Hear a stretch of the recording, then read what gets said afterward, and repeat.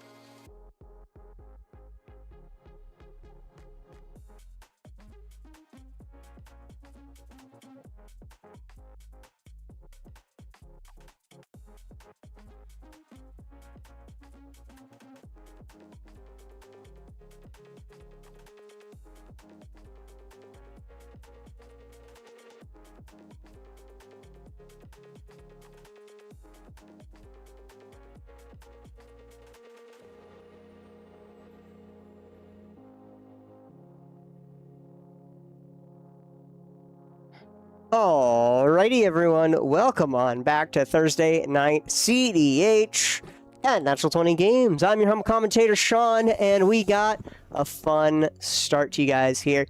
I'll put up the channel point predictions, put on your channel point bets to see who's going to be winning round 1 of Thursday Night CEDH.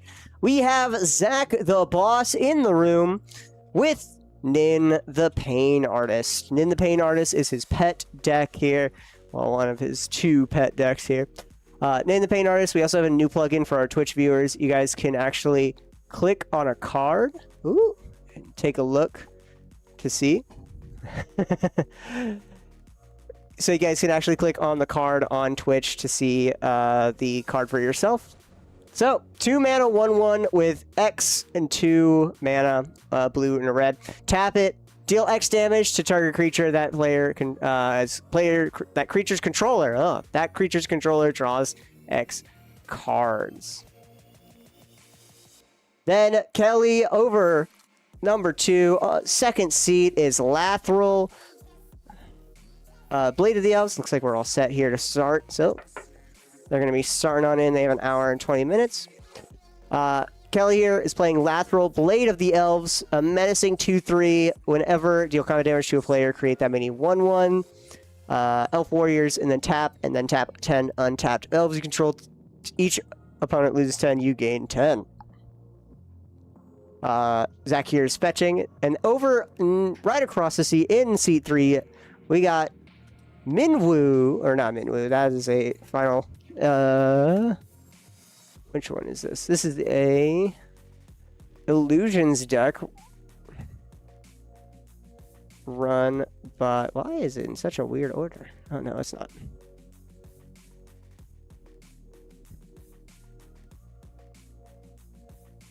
I'm trying to find this card here. I'm trying to remember. The Illusionists.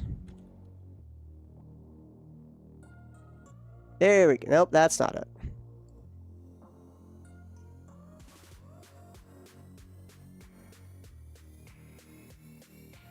Oh, is it Wily Illusionist? How do you spell Wily?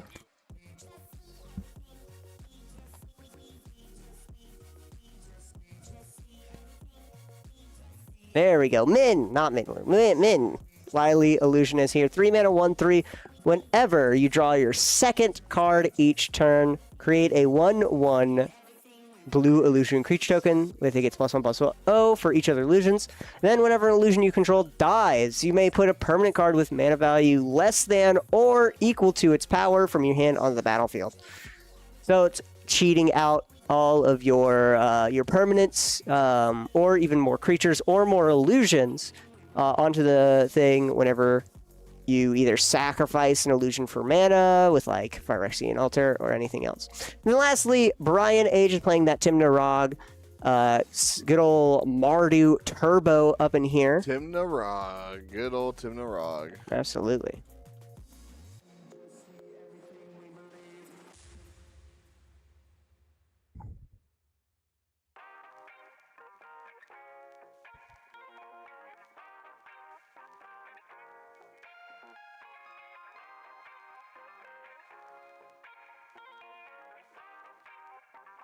Put up main one here being Rog, but Timna is not too bad herself.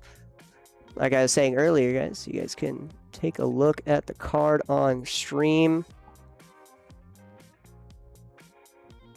When you click on it, try to test it out myself.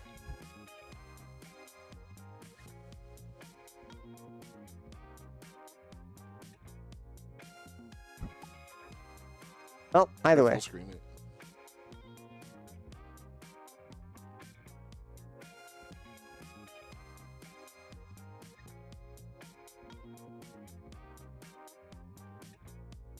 Maybe it just broke or something. Either way. Timna being the titular one, Roger just being a 0-drop commander that enables a lot of spells. So getting back into it, Zach here is starting very strong in ramp with a bunch of treasures. Has Chrome Mox and 2 lands. Kelly is getting, of course, the Elf Ball started with a Devoted Druid, a very good mana dork here in the early game. Can help you ramp out nice and quickly. Anthony the Champ is playing out the Min Wily Illusionist on his turn. Brian here has Roger and a good amount of untapped mana. Emergent Zone on the field, able to start going instant speed any moment's notice.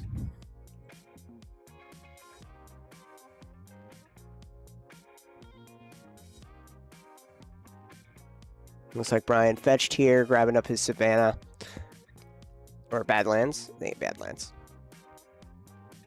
We're going to put out the Timna on this turn and pass over to Zach. Getting ready to draw some cards, gain some life.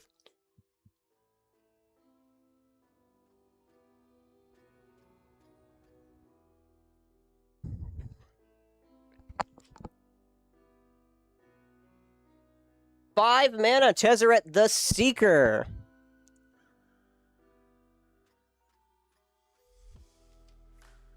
Tezzeret the Seeker, as the name suggests, seeks out artifacts in your deck here. Search your deck for a artifact card with mana value converted cost X or less for -X, and put it onto the battlefield, then shuffle your library. 5 mana, go and get a 3 or maybe in a 4 or less drop artifact, but the other +1 is not too bad itself. +1, untap up to 2 target artifacts. So a lot of the mana rocks that Tezzeret would be getting, or a artifact land like Zach just played here, is going to be tapping for even more mana. We're going to be able to grab up something. We're going to cast Ragavan here. Looks like he did a -0 to get an artifact land. Perfect use. And then he is going to play out the Ragavan. It's a way of ramping in these colors, getting lands. Back over to Kelly. 2 mana. We're going to get another Druid here. Paradise Druid, I believe. Paradise Druid. I haven't seen Paradise Druid in quite some time. So as long as it is untapped, it has hexproof, and then tap to add 1 mana of any color for 2 mana. It's a 2/1. Then we got a, I believe that is a Hero's Blade? Heroic Blade? Hero Blade? Yep, is a Hero's Blade. Hero's Blade here is a 2 mana equipped for equipped creature. Whenever a legendary creature you control enters, you may attach it to the equipment, and then it gets +3/+2. Interesting deck. Interesting card to be played in here. I think he's just trying to beef up trying to get more commander damage from Lathril so he can make more elves. It's a very good way of doing that, especially for free equipped. Looks like we're imposter macking Timna here. We're going to be making a copy of Timna, except as a vehicle and non-creature. with crew 3. So we're going to be able to draw some cards. Min is going to move to combat.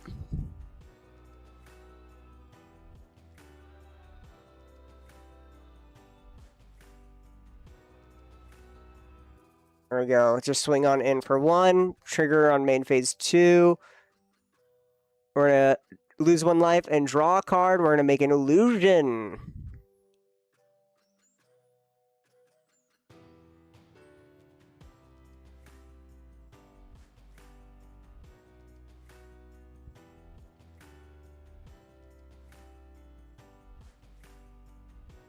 I believe that is just a 1/1 illusion right now.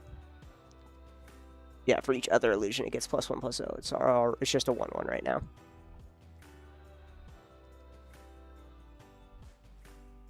So soon, this illusion will either be beefed up, or he can use it as a blocker against something like Tymna, Brian's Tymna, and cheat out a 1 or 0 drop. Most likely using it as a form of ramp with stuff like Moxen for 0 drops, or maybe he already has a Soul Ring out, but either way. Good at Graph Digger's Cage.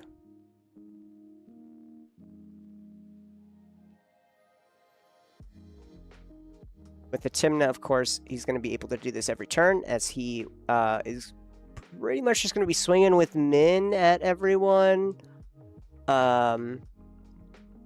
Dealing damage to either Zach, who doesn't really want to block with the Ragavan, Kelly, who probably doesn't want to get rid of his Dork quite yet until he has gotten a little bit more value out of it. But of course, Roger is easy, like shield that we could just throw in front of something. Tymna is going to be coming in swinging at, I believe, Tezzeret here, so Zach is going to be inclined to block it.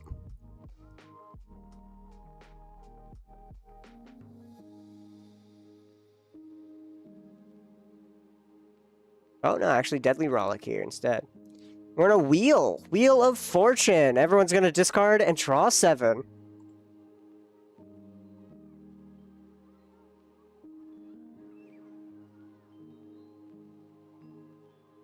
Oh. Thassa's Oracle in hand. Read the runes. Fairy's Insight, I believe that was. Mindbreak Trap, very good cards from Anthony getting rid of. Force of Will over from Zach the Boss. Then Min is going to also trigger here because he drawed his second card this turn. Therefore, he's going to make another illusion. So now he has 2 2/1 illusions.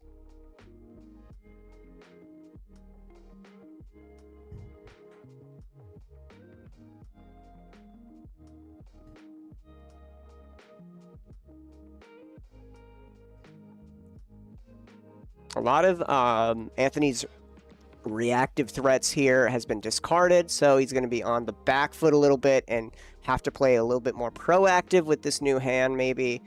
See a Sink in the Stupor over there. I see, I think, a Valley Flood Caller. Nothing too crazy. A little bit of interaction, but only with 2 mana that he has out right now. Nothing that he can kind of capitalize with that. Zach the Boss is going to be moving to his turn. He plays out his own Moxen and his other artifact land, Seat of Synod.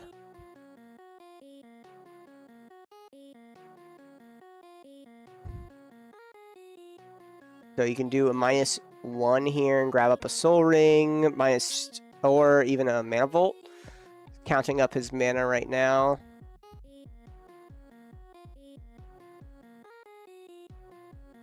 Not inclined to cast Nin quite yet, seems like. But he's going to dump what looks to be 6 mana.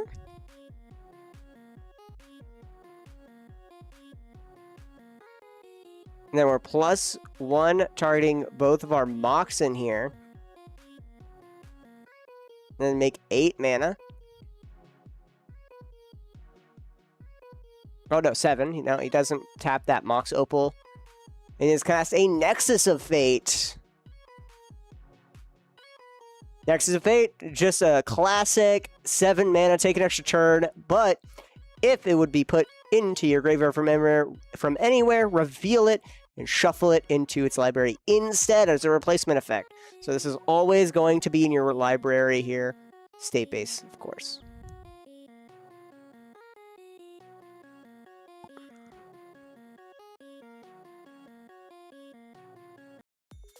So we're going to just shuffle that away.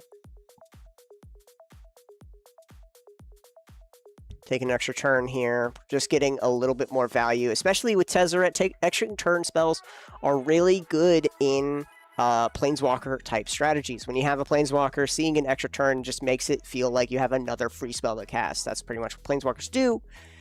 In the end of the day is a 5 mana, put on the field, 1 free spell per turn of its loyalty until it's run out.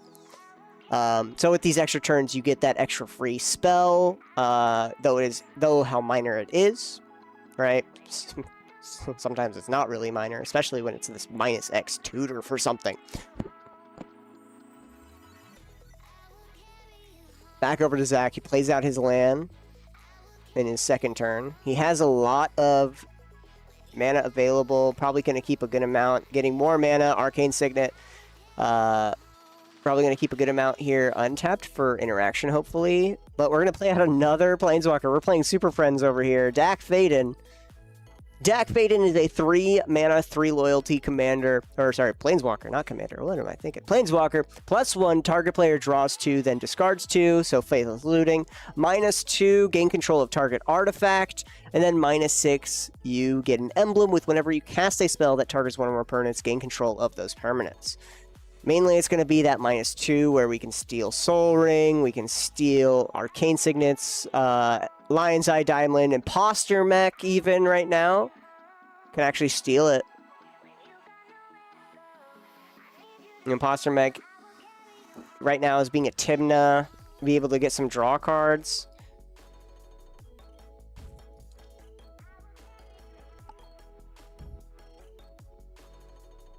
Doesn't really... He's looking at the LED here. Trying to steal LED. Maybe get some mana and dump it into, Nin to deal some damage to his own creatures and then draw that many cards. So it looks like we're going to target LED here because Brian is not incentivized to crack it.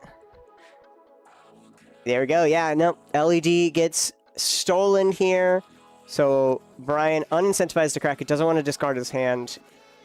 Gives it over, netting 3 mana from that -2. But Dack Fayden right now is at a very vulnerable point, being only 1 off. 2 creatures coming in it. Zach could easily get rid of that Dack, making it so that way his card draw, or his card selection is a little worse for wear. Minus that +1 is still pretty good. Faceless Looting every turn is not bad.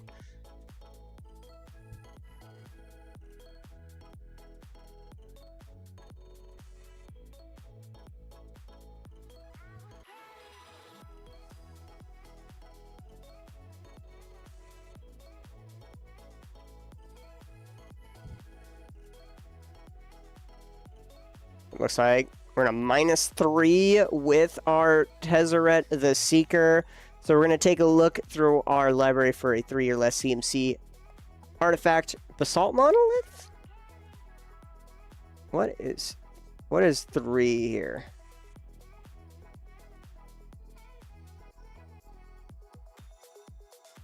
Very rare to see a immediate like this, less of an immediate use on Tezzeret. He's already used it for his plus ability to untap some stuff.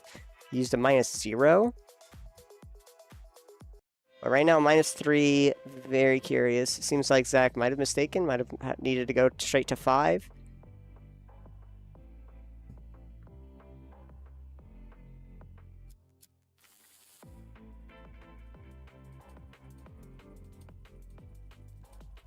I can't tell what that is.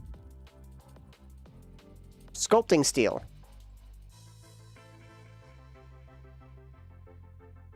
Sculpting Steel. We're gonna take a Tymna again as, yeah, we make it a copy of Imposter Mech, but Imposter Mech is a artifact copy of Tymna, so we make Sculpting Steel a copy of Tymna.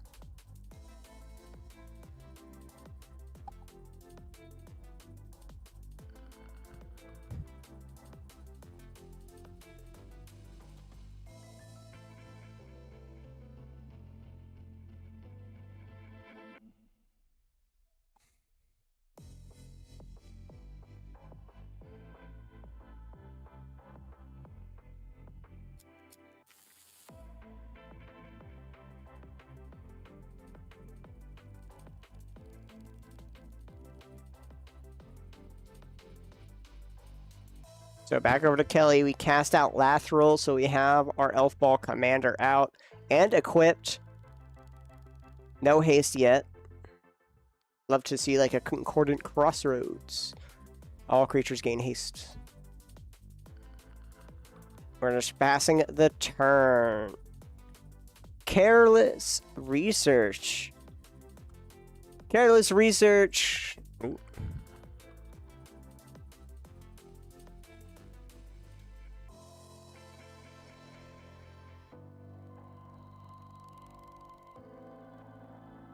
So, Perilous Research, not Careless. Perilous is a 2-mana, draw 2, sacrifice a permanent. So he draws 2, makes a creature, sacrifices it, and he puts down a permanent for free, puts down a land. It looks like he ramped in this place. It's actually extremely good with Minwu. Because he just replaced that that illusion.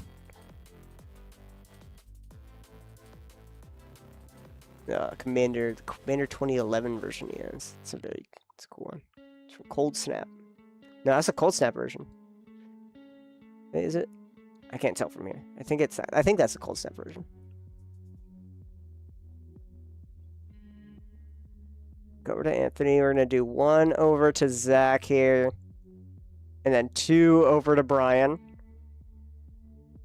Zach declares no blocks. Brian declares no blocks. 2 triggers. Lose 2, draw 2 from the Imposter Mech copy of Tymna.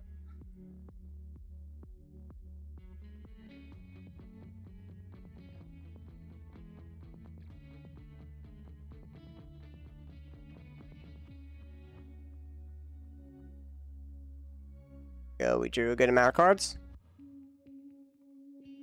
Get our 3rd illusion here. Then sink into Stupor. And we're using the back end to make it a land, bolting it in, making it untap.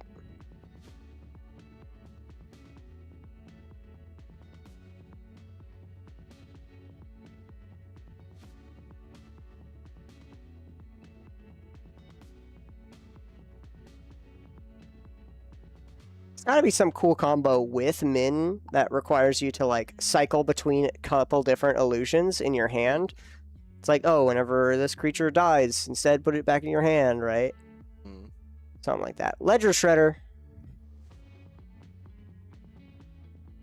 Ledger Shredder, haven't seen a Ledger Shredder in quite some time here, but it's a 2-mana with 1/3 bird advisor with flying. Whenever your player casts their 2nd spell each turn, it connives. Draw a card, discard a card. If it's a non-land card, put a counter on this creature. Speaking of connive, there's a new version of connive. Oh? To recruit. It's from The Hobbit. What? Next week, by the way, guys, we have our Hobbit pre-release on Friday instead of our Pokemon. As per usual, you guys will be seeing the journeys of, I believe it's Matt and Sandra this time, so our usual too. Okay. Matt's back. Matt's back, ready to play some Hobbit, and it's Recruit, where you draw a card, discard a card. If it's a non-land, make a 1/1 creature, make a 1/1 human soldier. Very neat. Very neat, actually, very cool card, and we'll be seeing probably some plays with that. It's like the Queen of the Dane or whatever it is. So, ooh.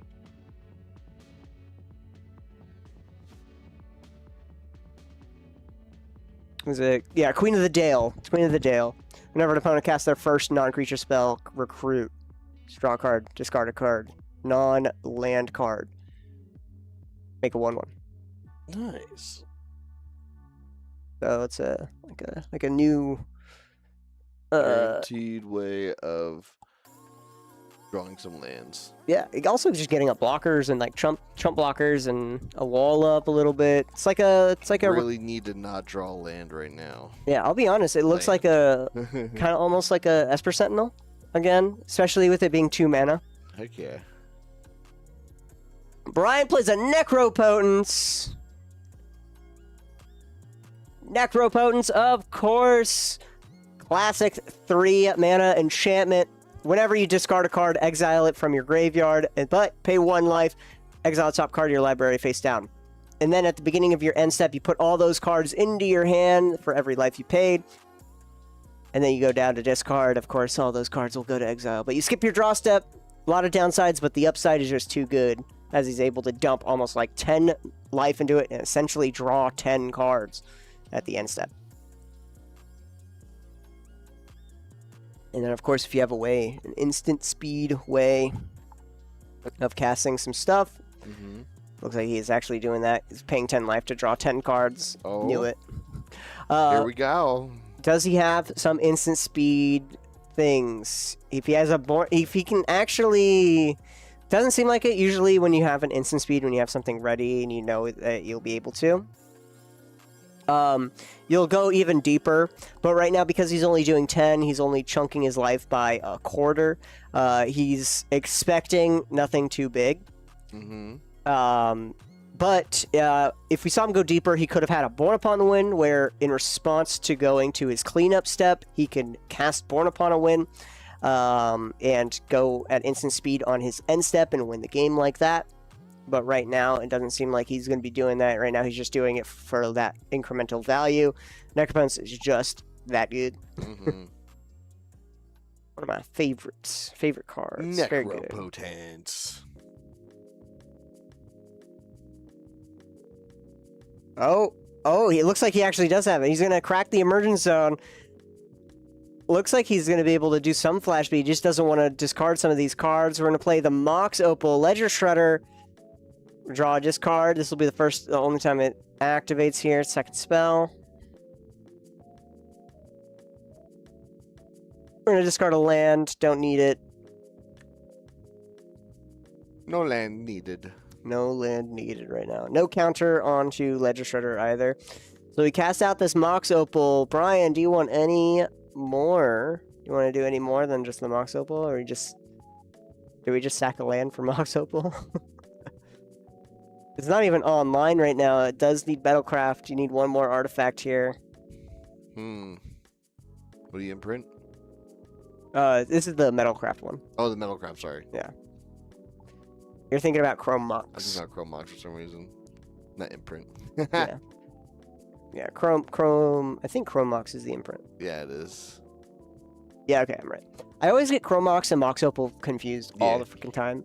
I'm glad, like, Mox Diamond, you can't get confused because it's, like, Diamond in the name, and it's also, like, the big one, the big expensive one. Yes. How much is Mox Diamond going for right now? Ah, ha, ha. $1,100 and $1,400. Foil, yeah. At that point, you just get the foil one. All right. Spend the extra 300. Yep, so it looks like we are discarding down to hand size. All of those cards are exiled here. Back over to Brian. Looks like he just cracked the... Yeah, it looks like he just cracked the emergence zone just to get the Mox Opal out. Jack the Boss is going to turn here. We're going to plus Jack Faden targeting himself. So we'll draw 2, discard 2. Honestly, Zach could be popping off here. He has a lot of mana available to him.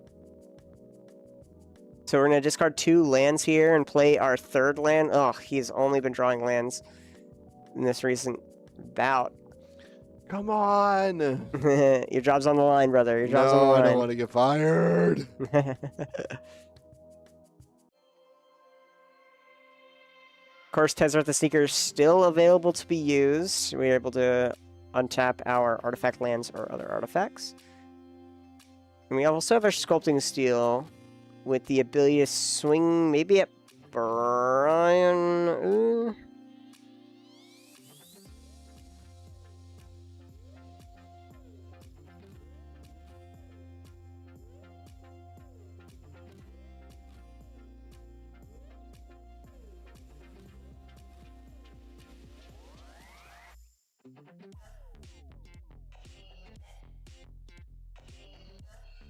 So he can -2 on Tezzeret and figure out what he wants to get.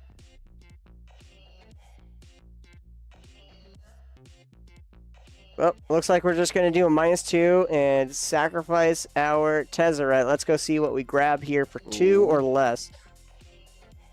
He might, he says he might just get a 1-drop anyways and regret, but, you know, that's how it works.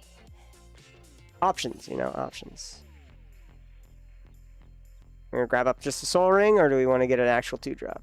Could get an Arcane Signet. Soul Ring. Soul Ring. Yeah, Soul Ring would be better, though. 2 mana.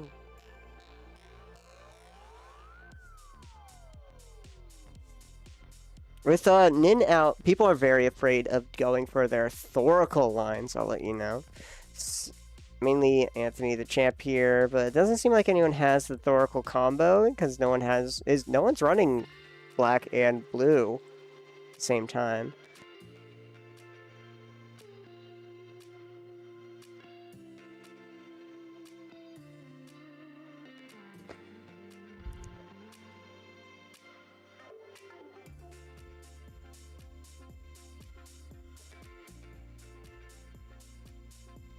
We're going to pass the turn here. Zach has nothing else to do. No card draw engines except for Dak right now.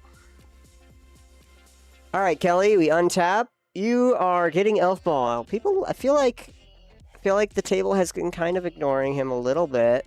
He hasn't been doing anything too flashy, right? Just kind of playing Elf, playing Commander with an equipment. But we could see a pretty big swing. We don't...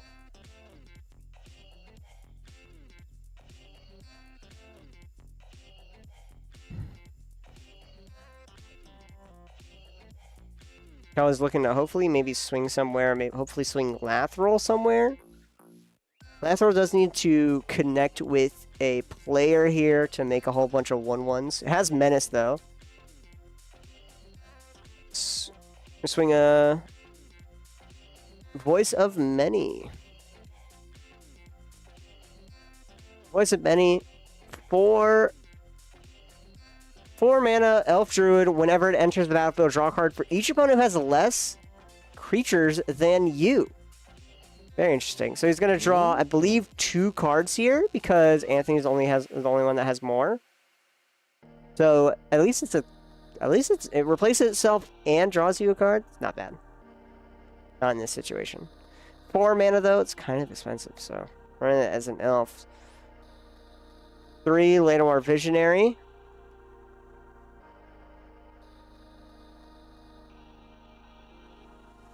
Llanowar Visionary, ETB, draw 1 card, and also taps for a color.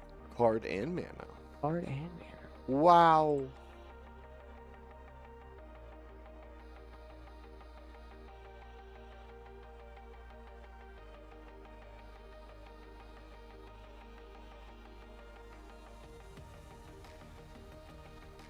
Ledger Shredder here draws and discard. We discard an Aura Thief.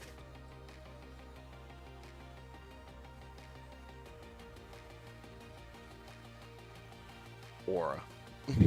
Yeah, Aura Thief. Very interesting card. A 4 mana illusion. Whenever it is put in the graveyard from play, you gain control of all enchantments. That Necropunch gets stolen. Dang. That'd be so sick. We're going to cast out a Gush here to draw a couple cards here and maybe make a...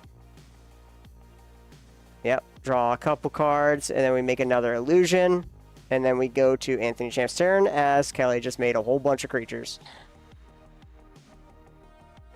Like he swung at Zach here.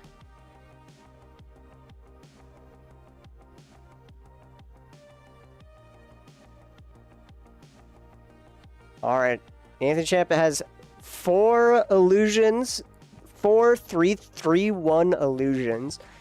Min, the Wily Illusionist, and a Ledger Shredder on the field. Move to combat. We're going to get some couple stuff here. We're going to swing a bunch of 4/1s, or not 3/1s, 4/1s. So you get +3/+0. Then the Ledger Shredder is going to swing 2 over at Brian. And then 2 each at Zach and Kelly. Mm-hmm. Yep. 2 illusions, yeah.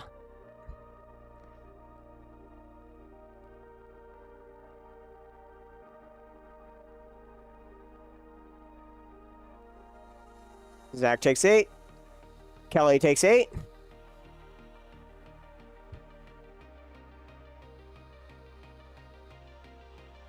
Trigger, we're going to pay 3 and draw 3 with our Tymna. Trigger on Min, we get another illusion. There it is. Play an Ancient Tomb. Do we have our combo here yet, Anthony? Everyone's kind of tapped out except for Zach, but he is, I think, one.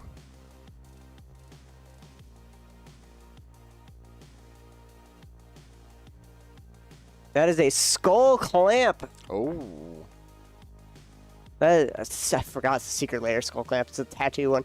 1 mana, equipped creature gets +1, -1 whenever equipped creature dies. Draw 2 cards. So we're going to draw 2 cards, and then Min triggers on the death as well to get a free permanent onto the field, whether it's a land or something that we draw from Min. So we're going to do that again, drawing 2, putting a permanent down, either something that can either refund the mana to do it again, or something that'll hopefully win the game here. Free permanents. Right now, yeah, he's just kind of putting lands right now.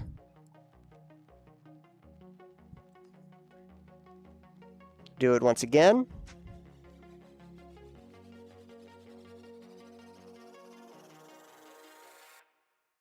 Use both Ancient Tomb and Soul Ring to do a couple of these as we want to do it again.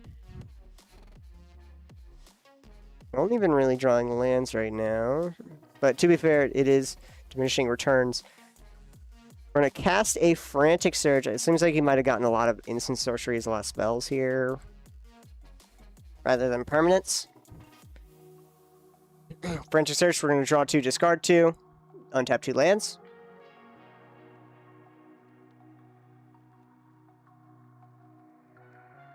Oh, 3 lands, sorry. 3 mana, draw 2, discard 2, untap 3 lands. And we're going to keep on clamping here. Down to 1 mana here, floating. We're going to draw 2. Only play a 2-drop right now onto the field. Probably an Arcane Signet, some type of mana. Nope, we're just going to play land. This is another sacrifice outlet, high market. Tap, sacrifice a creature, gain a life.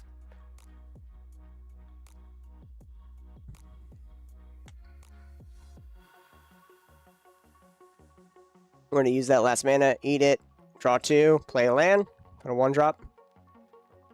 Mika Koro. 2 tap, each player draws 1 card. With Ledger Shredder out, essentially he'll be able to make at least another illusion per turn cycle.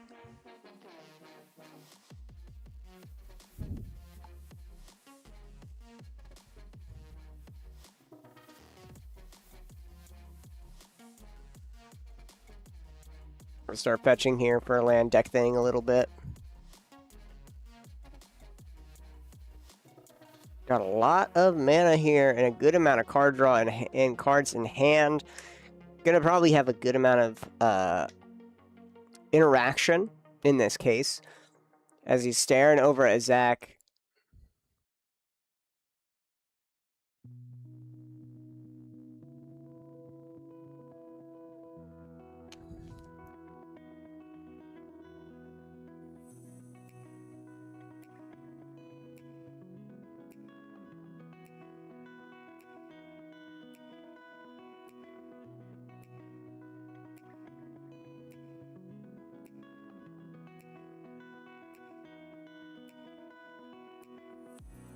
Anthony's looking to see his window, figuring out what time to push here. Zach has a lot of mana available. Grim Monolith. Looks like we're going to be going for something here. We're going to play a Cyclonic Rift. Cyclonic Rift is bounce every opponent's permanent, because he has overloaded it, back to their opponent's hands. 7 mana to do a little bit of a board wipe. Everyone has to rebuild going into Anthony's turn. Things will have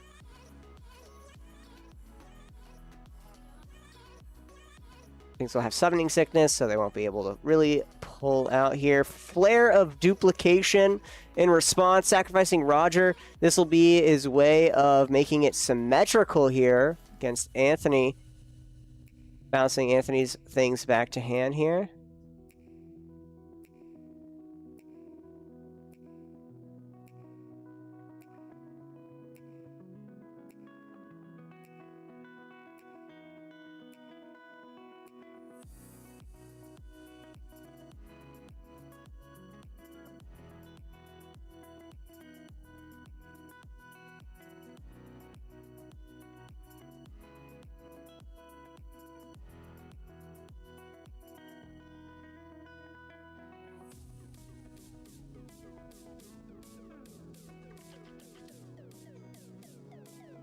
So back over to Zach here. We're going to dump some mana. 1, 2, 3, 4, 5, 6 mana. It's total.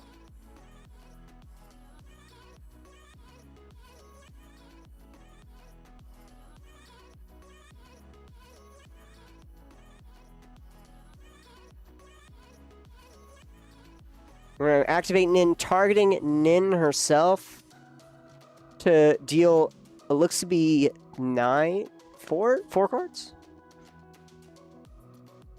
5 cards. Then the Pain Artist can target itself here in order to draw 5 cards, dealing 5 damage to Nin. As it does, it's going to basically get bounced back to hand here, so he's just trying to get some value. And everyone gets picked up. So, Anthony Champ gonna do it. Rift back on the stack. It's cool. Everyone just puts it back, and we just do a board wipe. Classic board wipe.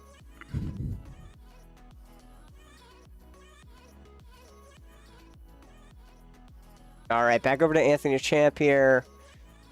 He's gonna just try to rebuild his board state. Mox Diamond, Soul Ring. Left a good couple of mana up for him. We're just going to get Min here. Yeah, we're just going to recast the Mander. And I think that's it. I think he's moving to discard here, counting up 7 cards for him to keep.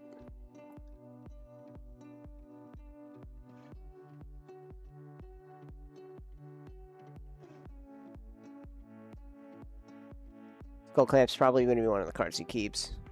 Top, Pongify, Into the Floodmaw, Mirror Maid, Ledger Shredder, Arcane Denial, and can't tell what that last one is.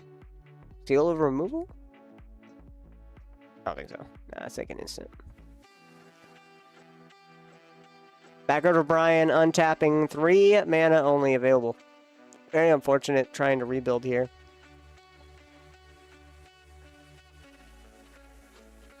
I think the champ is tapped out. And Zach drew good 5 cards coming into his turn. Or does Sago play it as our land for turn? Mox Opal. LED. No Ristic Studies. No, like, cards. No Ledger Shredders. Esper Sentinel. So right now everyone's able to just really dump their hand.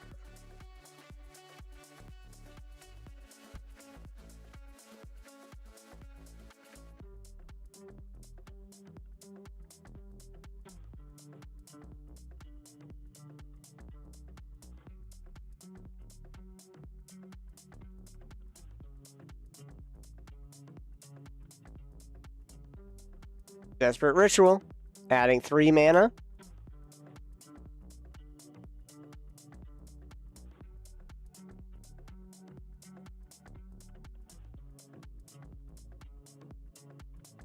Two mana for Arcane Signet.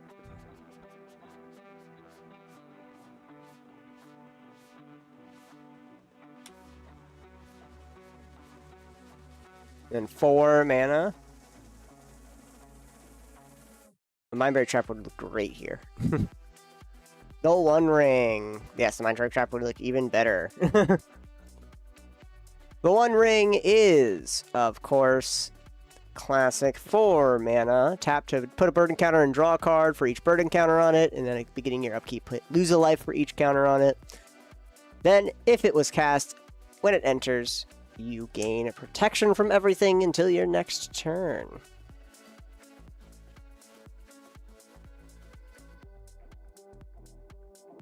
Back over to Zach the boss.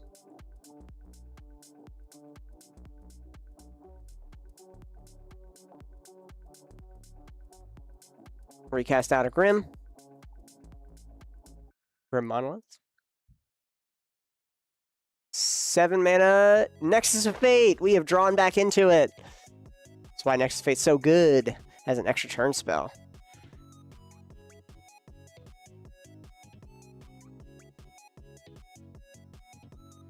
Play out a Mox Opal. Might as well get all your spells done. So essentially, Zach is rebuilding this turn and then playing his next turn like the like the board wipe never happened. Chrome Mox imprinting Dak Faden at both of his colors now. And a Vivi. Vivi Ornitier, whatever it may be. Vivi is a 3-mana 0/3. Whenever you cast a non-creature spells, put a counter on it, deal 1 damage to each opponent, and then 0, make X mana. Where X of any of your, the colors here is it. Where X is its power, activate only once and only during your turn. We're going to go to discard, discarding just the Wooded Foothills, and we pass back to Zach. Untap. Draw. Play out an island.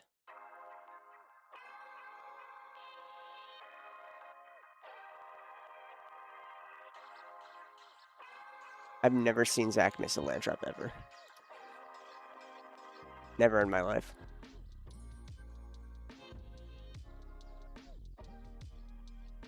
Ten mana Hullbreaker, so he's going to be comboing out here as he's going to be able to cast both of his Moxen pretty much for free. Very specifically, he's probably going to be bouncing between his Grim Monolith and his Mox Opal. This is going to trigger Vivi a million times as non-creature spells and deal 1 damage to Anthony, Brian, and Kelly here. Sculpting Skill, trigger on Vivi on the cast. Everyone's going to lose 1.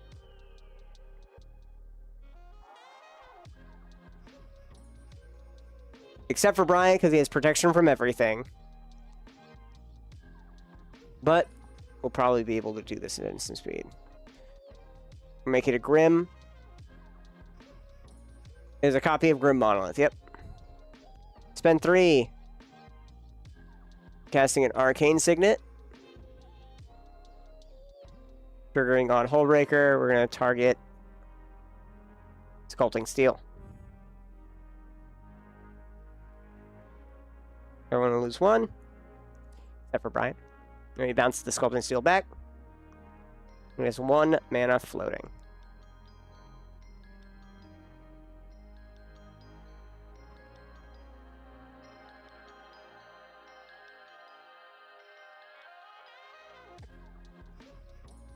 Don't know what happened to his Mox Opal here. He has his Chrome. Oh no, his Mox Opal's on there.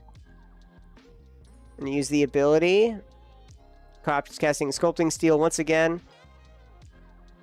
Trigger, Mox Opal back to hand. So between Mox Opal and Arcane Signet, he's going to be able to essentially win the game here. This will enter as a copy of Grim.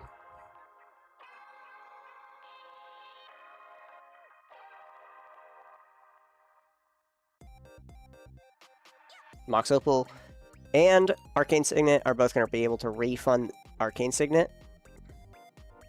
Trigger. Floating a mana in response to his own Opal. Targeting Arcane. Fiercing the Mox Opal. Fierce Guardianship. Like that's fine here. So I'm going to bounce Arcane, or nope, we bounce Chrome Mox back to hand.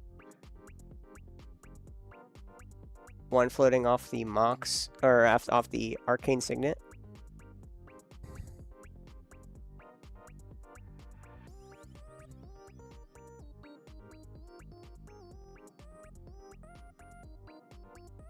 Does not have any more of the artifacts now to bounce.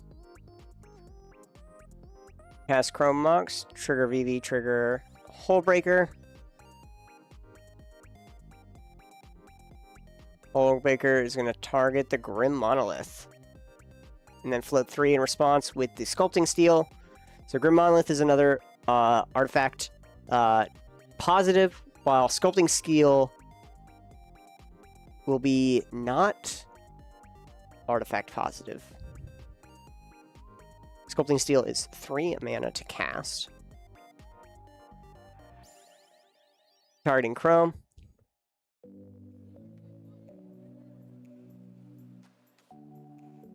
So he's going to establish infinite colorless. So essentially, Chrome Mox is no longer going to be able to make mana. He's just using it as a cast trigger. So he's going to trigger cycle between Chrome Mox, Grim Monolith, Sculpting Steel. Sculpting Steel refunds itself. And he infinites colorless mana because Grim Monolith at least adds 1. So with neutral and mana positive, so he's going to make infinite colorless. And Kelly and Anthony Kelly are dead. Absolutely.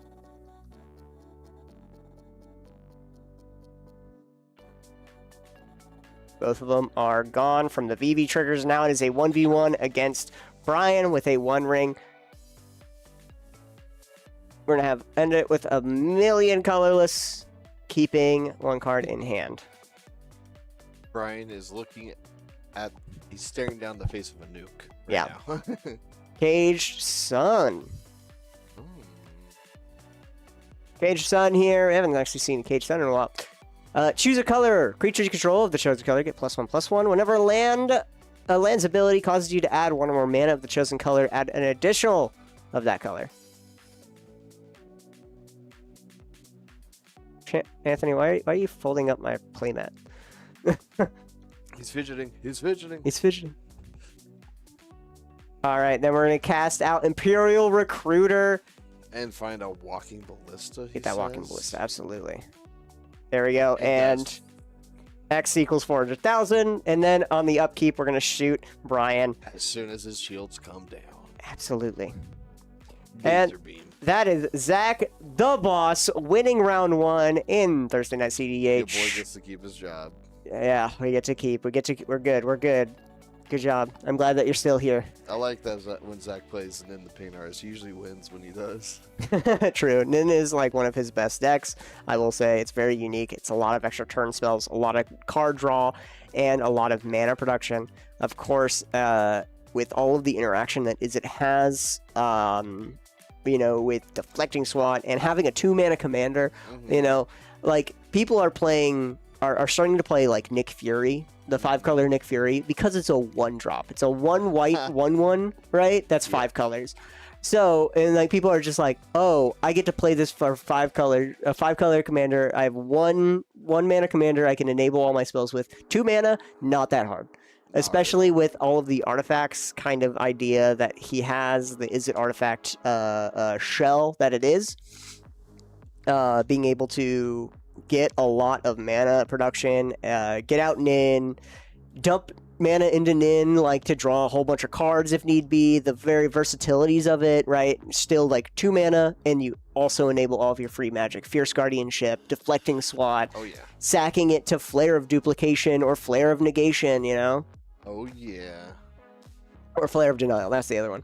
Either way, still really good, really good. All right, good job to Zach the Boss. We will be right back for round 2. Don't forget to check out our website, natural20gaming.com, for all of your tabletop needs.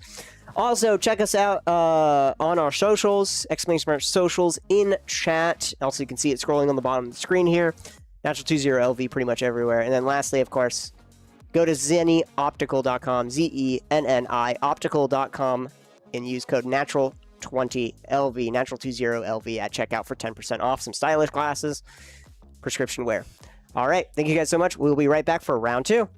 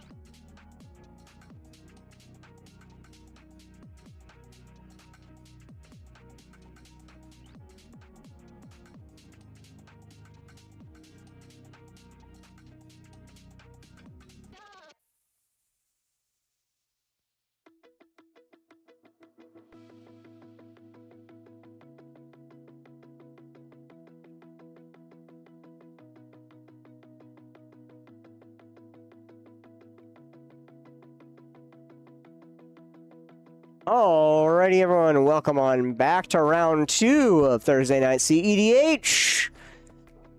Yeah, rounds went pretty quick this time. But welcome on back. We got Pablo on a Traxa Grand Unifier per usual, playing that essentially blue farm deck, that Timna Thras deck here. Startup predictions. We got Chris T on Tony Stark, the invincible Iron Man. Neil, the OG.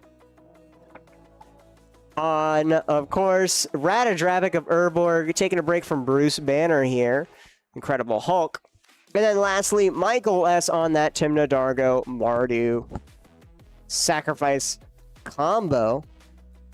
We'll see how this goes. I have predictions started, so put in your predictions into your channel point predictions into to see who's going to win this round. All right, Pablo starts us out with a City of Brass into Birds of Paradise. Playing, of course, a Traxa Grand Unifier. If you guys don't know, Traxa. Take a look at a Traxa. Traxa Grand Unifier here is a 7-mana 7/7 with Flying, Vigilance, Death Touch, Lifelink. When it enters the battlefield, reveal the top 10 cards of your library for each card type. You may put a card from among card from among cards revealed this way into your hand, put the rest at the bottom, so essentially draw a good amount of cards. This is the one that teased battles as a card type when March of the Machines came out. Now, of course, we got Chris Taylor here on Tony Stark. Tony Stark is a very interesting kind of upcoming, is it Commander? Is it Artifacts? So it's a 2-mana 1/3 with 1 tap, look at the top 4, reveal an artifact, put it in your hand, and then for 6 mana, transform him into the invincible Iron Man. Human hero, 6 mana 5/5 with flying and haste. At the beginning of combat on your turn, you may put an artifact card from your hand to the battlefield. If it's equipment, attach it to Iron Man. Then, of course, we have Radadrabic, one of the only few cards that actually interact with the Ring Tempts You mechanic from OG Lord of the Rings. 4 mana 3/3 with Vigilance and Ward. Zombies have Vigilance, and then whenever another legendary creature dies, create a token's copy of it. Except it's not legendary, it's a 2/2. Addition to itself to color type. So he has things that have like ETB, or the Ring Tempts You, remaking it a legendary with the first ability of the Ring Tempting You.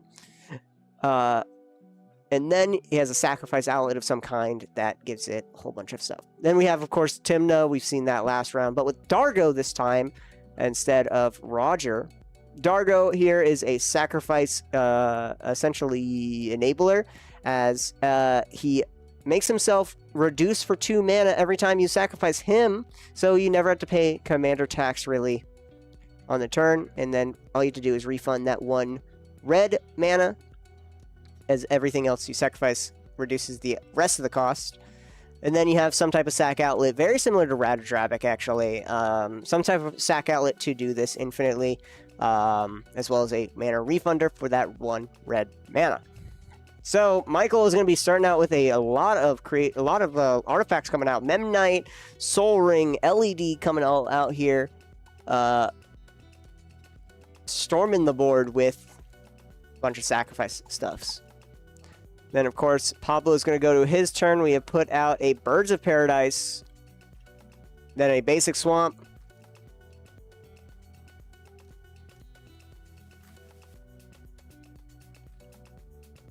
Very interesting. We Thought Seized here. Neil the OG Thought Seized. In my CEDH, I haven't seen the Thought Seized in quite some time, as he discarded the Thoracle. Sorry, as that happened as I was introducing you guys to the commanders and stuff, and our players, of course. Very crazy for Neil to do that on turn 1 here. And then Chris only has an Ancient Tomb. Play out a Tataru Taru. Tataru Taru is going to make a mana here, or tap treasure.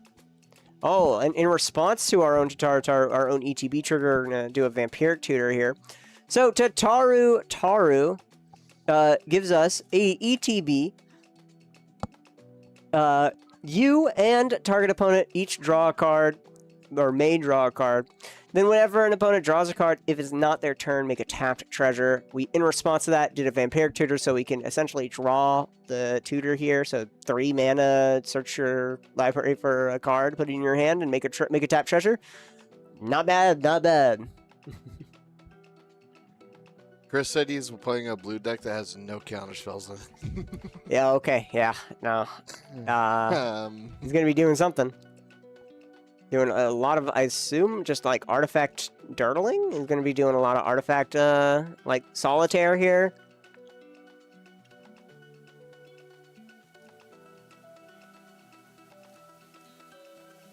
I haven't seen Chris in some time here.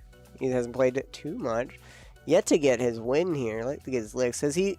What's his score? Did he win last round? Let's see. Chris T. He did not win last round. Our winner's the last round, of course. Interesting. Our winners on this table here is Michael S. It's random seeding. It's random seeding for sure. Yeah. Neil. Yeah, Michael S. and Neil are the 2 winners here, going 3rd and 4th, and we're playing random seeding. Crazy. 3 mana, Metalworker. Metalworker here is a 3 mana 1/2 with tap, reveal any number of artifacts from your hand, make 2 colors for each card revealed this way.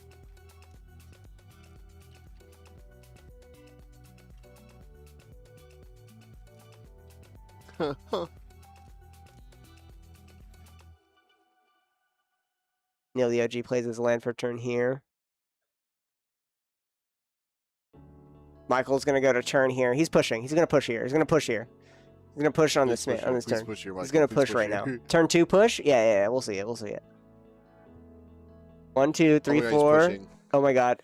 And that's a Tymna. 1 damage over at Neil. In response. 2 mana, we're going to flash out an Orcish Bowmaster in response. Wow, very fancy by Neil. So we're going to be killing off, essentially, here we are. So Orcish Bowmaster is 2 mana 1/1. It's great new art from Ron Spencer, actually, for the Lord of the Rings set. When it enters the battlefield, an opponent, or whenever an opponent draws a card, except for the first one they draw each turn, this creature deals 1 damage to any target. Mass works 1. Flashing that out, and then blocking it with his Orc Army.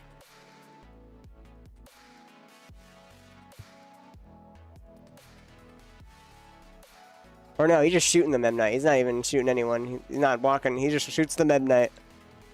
Like, oh, you want to do 1 damage to me? You lose your creature now. Yeah.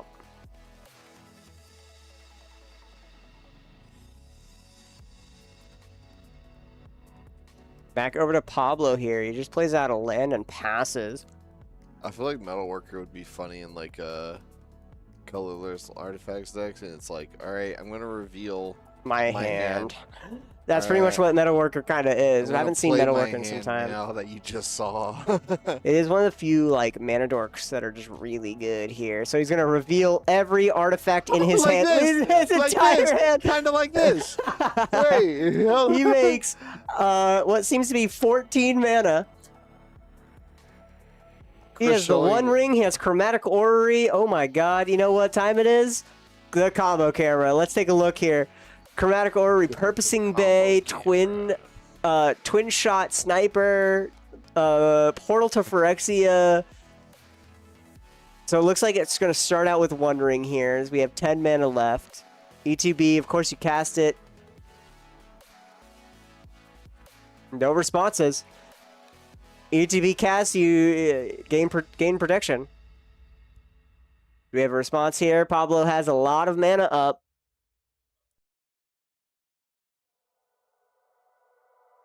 Neil the OG, he still has 10 mana.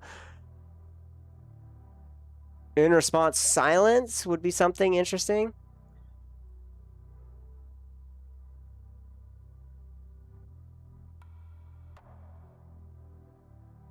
Looks like Pablo might crack a silence in this to stop it before any more happens.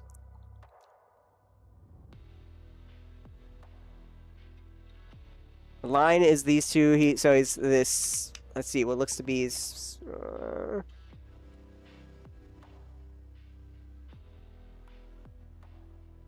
Let's see, Simulacrum Synthesizer with Chromatic Ori. So Synthesizer is whenever an artifact with mana value 3 or greater enters under your control, create a 0/0 artifact token with make some stuff. And then Chromatic Ori, of course, tapping for a lot of mana here. I'm not sure what this does for him, but he also has the Twin Shot, which is a very interesting card here.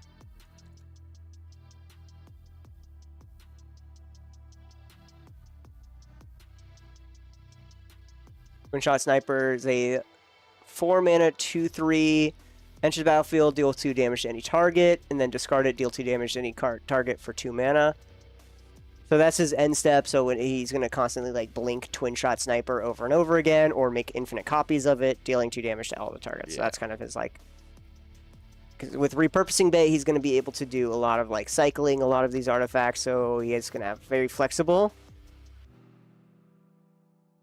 At the moment, I would just try to stop Chris before he even starts here, hoping that Neil, that as he goes to turn, Neil is going to be able to deal with something on his board, right? Deal with the metal worker, be able to slow him down a little bit. I like this defense from Michael S. He just declares, "I will not be fearmongered.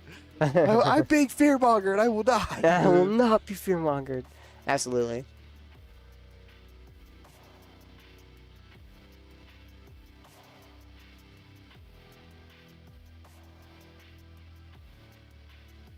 So yeah, we're going to cast out the 1 ring, tap the 2, and a couple of mana. We're going to Chromatic Ori, so we're going to go back over to here. Chromatic Ori is 5 mana tapping. You can spend as those any color. We essentially refunded a little bit of it with coming in, so he has 10, 11 mana still available to him, so we could see a Portal Phyrexia, make everyone sack some stuff, and I see Agatha's Soul Cauldron to make everything, all of our, essentially our creature tokens will be making here in some point with the Simulacrum Synthesizer, putting counters on it, making it into a creature, into a mana dork, some type of stuff. Back over to Pablo in response to Adnaz. We're gonna Adnaz in response. Yeah, 5 mana. So it looks like we're just gonna Adnaz here. Moving back over to Pablo. Let's take a look. 2, 0, 2.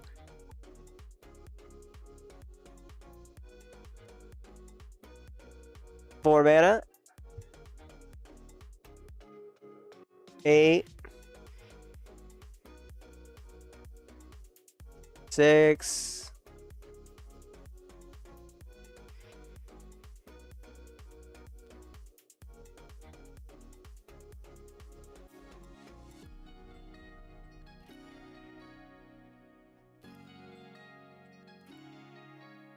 So we're just gonna do all this and then do it afterwards.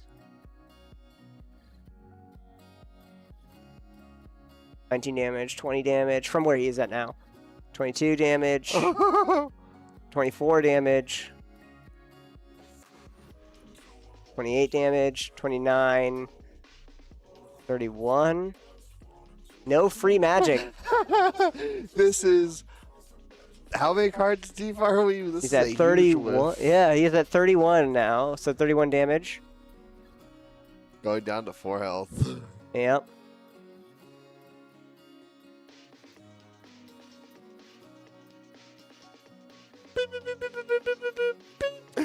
There we go. His life points. Life points coming down. Yeah. So no free magic and no mana. Couldn't silence either. So Chris is just gonna pop off here. Moving back over to Chris's turn. Just Chris's table here. Getting hit by a direct attack. Oh my word. So he's gonna add a bunch more mana. He's going to then untap the Chromatic Orrery with the Mikakoro, not Mikakoro, City at Water Edge, whatever it is. Untapping the Chromatic Orrery, retapping again, getting even more mana. Simulacrum Synthesizer, Scry 2, putting them both to the bottom. Now we have a lot of mana available. Repurposing Bay. Yep. Ooh. Repurposing Bay here. Repurposing Bay. Repurposing Bay is a 3 mana, essentially birthing pod for artifacts 2, tapping, sacrifice another artifact, search for an artifact with mana value 1 plus its mana. We don't have a show card image on I don't this. have a show card We image gotta- on we either. gotta add Any one of the still. playmats. Yeah. I looked over waiting for it to pop up and I was like, Whoops. oh wait. Yeah. So I'm just going to read it, yeah. So yeah, just so we're going to... Synthesizer is going to make a construct because it's a 3 or more CMC artifact entering.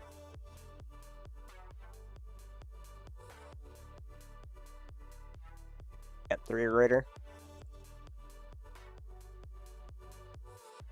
Activate it. We're going to sacrifice Metalworker. It has done its job.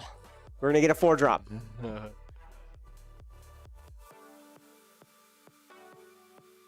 What 4-drop we getting here today, Chris?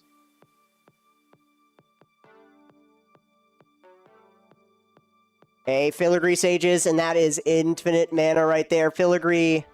Uh-oh. Filigree. Oh my God. Filigree Sages is, of course, that 3 mana untap an artifact. So we're going to make 3 mana an untap. 3 mana and untap the Chromatic Orrery, retap it again, and then dump 3 more mana, netting 2 mana every time. Of course, we can spend mana as those mana of any color, and then untap infinite color mana. Infinite colorless that can be spent as though as any color. Then, here we go. Synthesizers are gonna make another construct. So, Walking Ballista. activate Filigree Sages. Untap Chromatic Orrery. Present Loop. Untap the Bay. We're going to cast Soul Cauldron here. Twin Shot. Twin Shot killing off Orcish Bowmaster. Michael's like, you gotta deal with that with the Bowmasters first. He's like, I just shot it. Yep. All those cards were in his hand, and then he Portal to Phyrexia. Then now we have the One Ring with infinite mana, so we can draw our entire deck here. With infinite mana, we can then dump it into Walking Ballista, like we saw last round with Zach's win, shooting everything. So he's going to keep on going until he gets Ballista. Ballista. Just take a handful of cards, Chris. I love how we were talking about Metalworker, and he did it in one. I really hope right now we get the Chris T special. He's like, wait, I don't have Walkie Ballista in this deck. He misses it. He's done this before where he's there we drawn go. his entire He's got deck it. for an answer. There we go. So he's got Walking Ballista, and then he's got Chrome stuff. Then let's take a look here. Is he's going to shoot everyone? And Chris T wins round 2. Metalworker. Oh, wait. In response? Demonic Consultation in response? Oh, he's going to... Okay, he didn't have any mana, though. So, either way... Yep, Chris Taylor wins round 2 of Thursday Night CEDH at National 20 Games. Good job. That was a very, very interesting show of that was a cool this card. interesting deck. Cool card. That's like a deck I would play. I would literally just do Metalworker. I would want to get Metalworker, and I would show you my entire hand just to play my entire hand. Absolutely. Here's predictions. There we go. Chris gets it for round 2. And very interesting show of Tony Stark without the Tony Stark. Yeah, he's like, hold on, just Chromatic Orrery. All right, infinite mana. I mean, if you get Metalworker out and you have a handful of artifacts, you just dump your hand. he got that is Chromatic how it Orrery, works. He got the one ring. He Yeah. got like 2 other things. He was able to get filigree sages out for sure with the birthing pod, with the repurposing bay. Repurposing bay essentially turning all of the artifacts that he reveals. He dumps his hand, and then he has every single artifact in his library available to him. What a hand. What an absolute hand. Very cool to see. Good job to Chris. We'll be right back for round 3. Check out our website, check out our socials, check out zennyoptical.com, and use natural20, natural20LV at checkout for 10% off. We'll be right back. Stay tuned. No corner.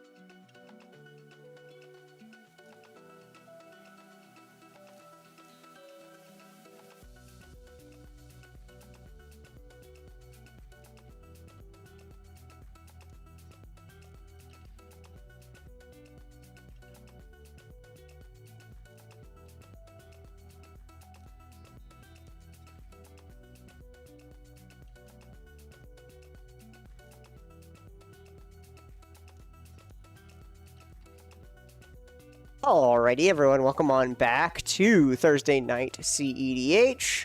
Looks like everyone's all set here. Welcome on back. Welcome on back.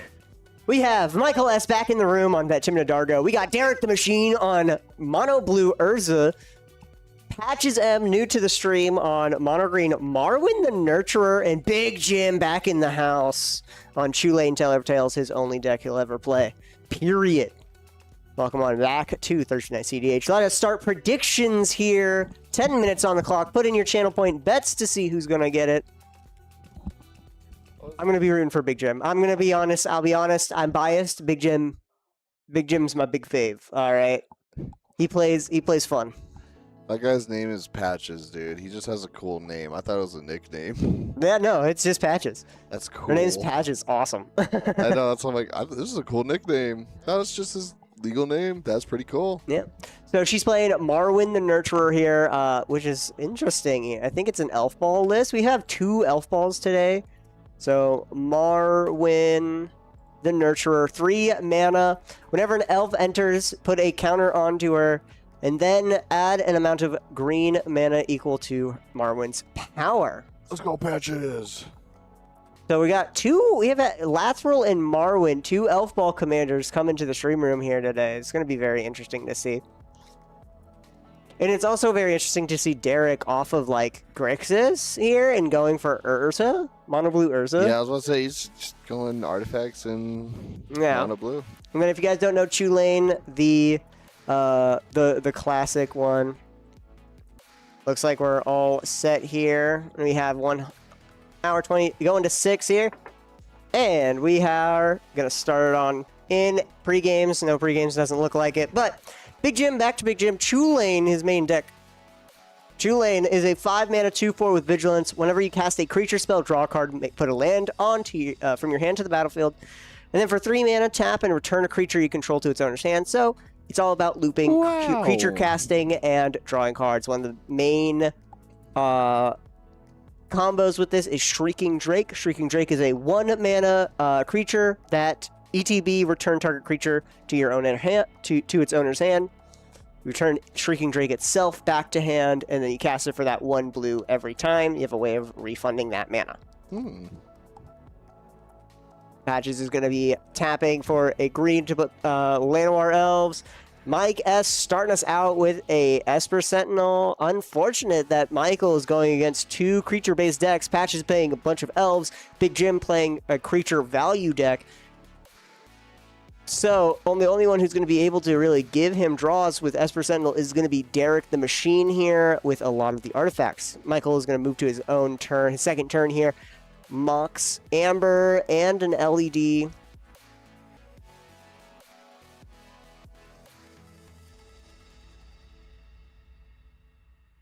going to be fetching here.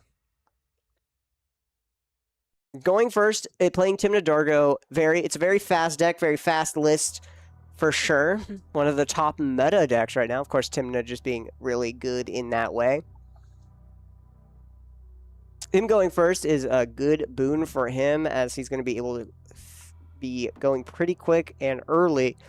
As you can see, he's on his second turn. He's got a lot of mana available to him. I mean, as long as he casts a creature, that is. A lot of mana available to him, with Derek only having an island, Patches having a summoning 6 creature, and Big Jim having 1. Maybe a silence mana. We could probably see a silence mana, but who knows.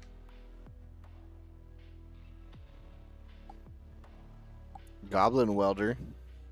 Goblin Welder here. Tap it to exchange 2 artifacts in the yard. That's a Underworld Breach that we are not casting. We're just getting Tim out. We're moving away from Underworld Breach. Moving to combat. Esper Sentinel's going to swing in at over at Big Jim. Big Jim takes 1.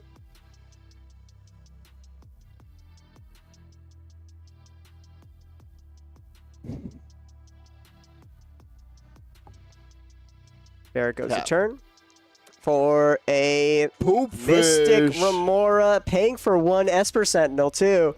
Poop fish. Derek is hell-bent on not having Michael have any cards. Getting hated right now. But to be fair, Michael is at the like peak of value right now. Patch is going to go to turn. 2 mana available. Land drop still available. 2 mana? 1? We're just going to crop rotation our forests. Not paying for. Not going to pay. I'm going to search for a land here, or grabbing up a Gaia's Cradle.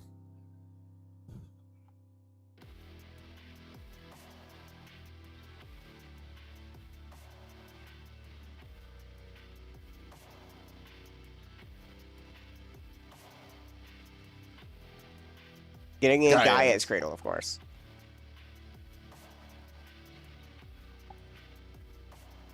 So crop rotation.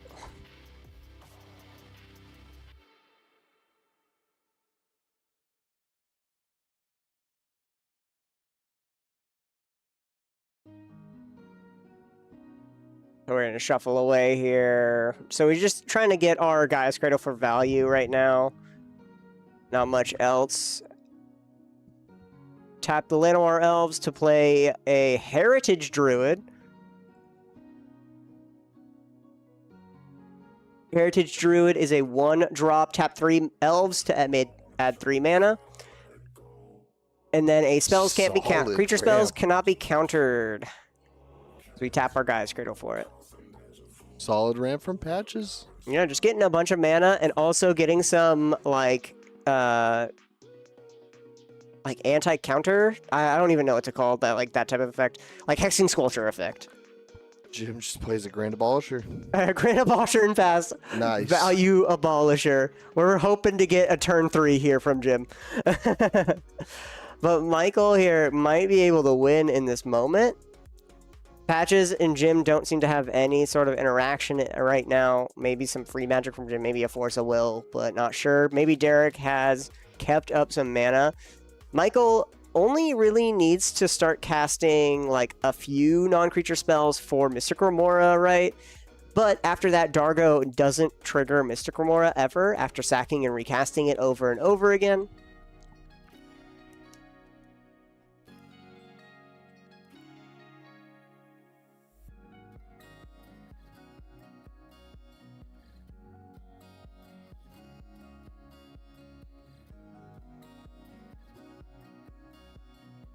Michael's going to be coming swinging the Welder over at Patches. Patches is maybe inclined to block it. Patches takes it. Timna is also going to be coming over in at Big Jim, I believe. And then Derek comes in and gets hit with an Esper Sentinel. Yep. We're going to, before damage, snapback Timna.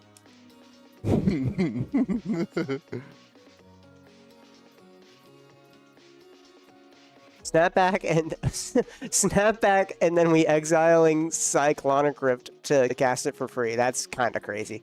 Derek, what are you doing? We are hating Michael right now. That's crazy. This is very aggressive. That is extremely aggressive. Very aggressive. I don't know what I don't know. I think Derek is just like Derek's playing angry mind games right now. He's going in. You know what? Head. I bet Mike owes him money. I bet Mike owes Derek some like cash. He's like, you got the money? Where's my $10, bro? Nah. Derek is just right now evaluating the threat of Michael being essentially at having a lot of value, but trying to punish him with like.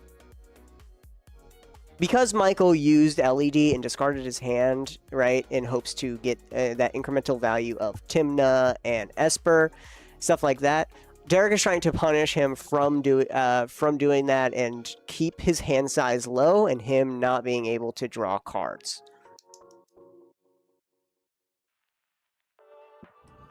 Because right now, I think Derek is not too worried about Big Jim or Patches, given that they have Summoning Sickness and all this other stuff.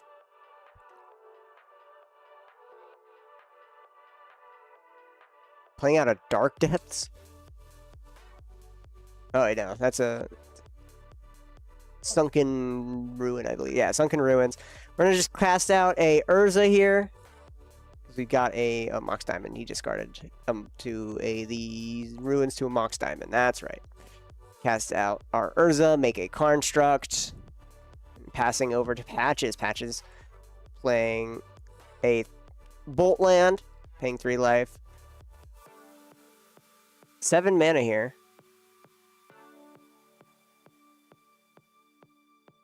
Then we're going to cast out Marwyn, getting more of our value here. Having Gaia's Cradle for 4 mana. Wirewood. Channeler. Oh my goodness. X mana of any one color, X the number of elves you control on the battlefield.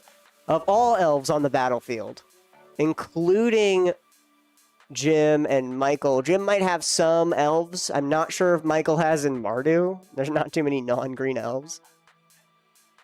But it does tap for mana of all elves on the battlefield. So, but right at the moment, it does tap for a lot. 5 mana. And Gaia's Cradle taps for 5 mana. And Marwyn's going to be getting she could tap pretty each big of her here. elves for mana before doing all that too. Mm-hmm. That's gross. Patches may only have 2 lands, but has the most mana, I think. Yeah. Sage of Epicure. It gets cast. Comes into play, look at the top 4 cards in your library, put them back in any order. It's a 1-drop human, so if you have a way of bouncing it back and it's like cycling. Senseis, better senseis. A little bit of a better senseis for that 1 mana, 1 blue. Bro, Casting he's out a sword. recon directing. Oh! Casting out a Soul Rig.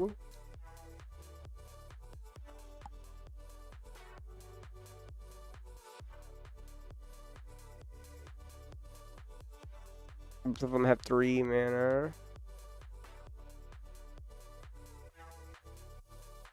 Paying for Michael's Esper Sentinel. And passes the turn. Back over to Michael. Very few cards in hand still. We still have our Goblin Welder here. Derek is now like, this is scary. Has shifted his focus away and on to Patches probably, as giving a lot of mana. All uncounterable creatures too.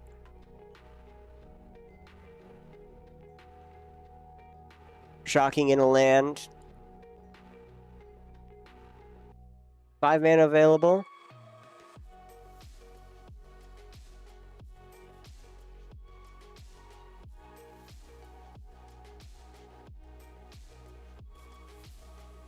I'm gonna tap 3 for Soul Trader. That is a combo piece right there.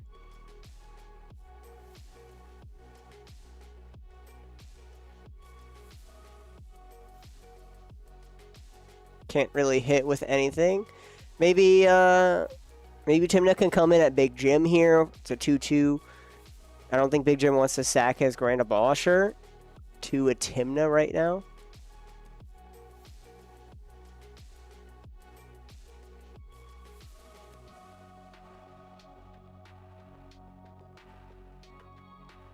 Two damage over at Patches. Snakeskin Veil on Marwyn. Giving it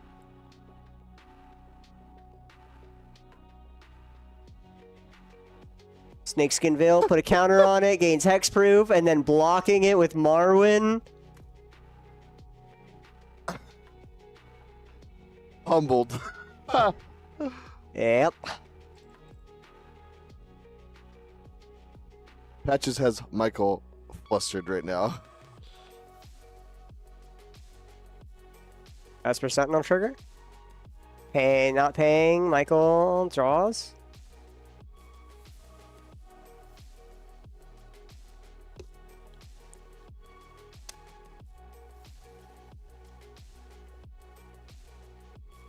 And then passes the turn as Timna dies.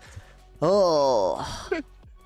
Oh, Patches got combat tricks, It's huh? like, actually, no. No, You're no. gonna dice. Yeah. Aura. I mean, Aura. I guess that's a form of removal. That's kind of what green does as its form of removal, right? It has good enchantment and artifact destruction. You know, target destruction, target artifact, target enchantment, destroy it, right? That's good. Its creature removal, however, is a lot more convoluted, as you have to make creatures fight each other, but you have to make sure your creature is better than their creature, right? Already, you have to make them fight each other, or you block and there's this combat trick, right, on your creature to stop the other creature, and it's all about like creature on creature violence is My what green confidence does. in Michael winning this match is lowering by the second. He's like, Yeah. I'm so drunk I don't remember my last turn. Oh boy. All right. He's got this. So right now we have a cost reducer for artifacts on the field, making all of these one-drop artifacts cost one less. Then we play a Rhystic Study with our map and Soul Ring. Trigger on Tezzeret. Getting a counter. Rule Captain, and then we pass the turn. All right, Patches. Everyone is waiting and looking at this turn here. You have a lot of mana on the field.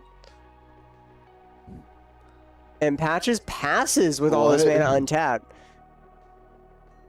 A lot of instant speed, I would suppose. Probably a Yeva in hand that she's looking to cast out at and win on top of someone.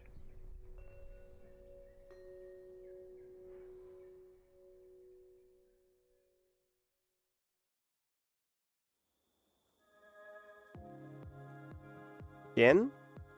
I'm gonna blast out Tulane. Heuristic Study. Cannot pay. Oh. I think Jim in fourth seat is literally just going like, I'm gonna just continue to do my thing. I'm gonna chug along. I'm gonna do my thing. I'm gonna play Tulane. I'm gonna pass. Your turn.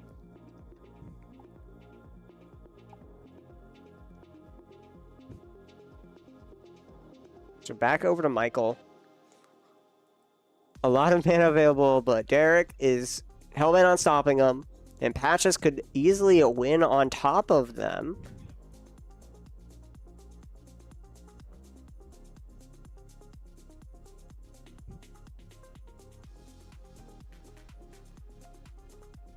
The game plan.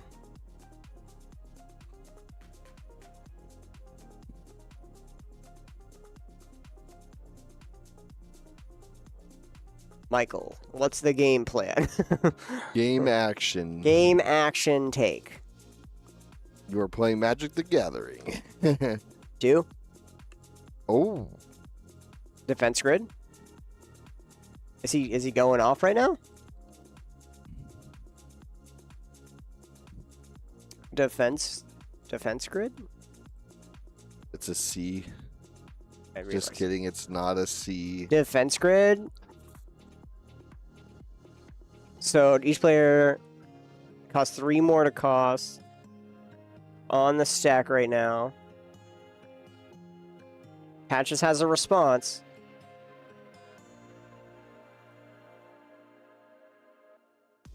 Tapping 3 elves and our creature here. We're gonna cast Yeva. Yep, that's what I thought. Yeva, green creature card. It's gonna be cast at flash speed. It's a 4 mana elf. A lot of mana still. Enters. Marwin's gonna get another counter here. Tapping for 4 mana now.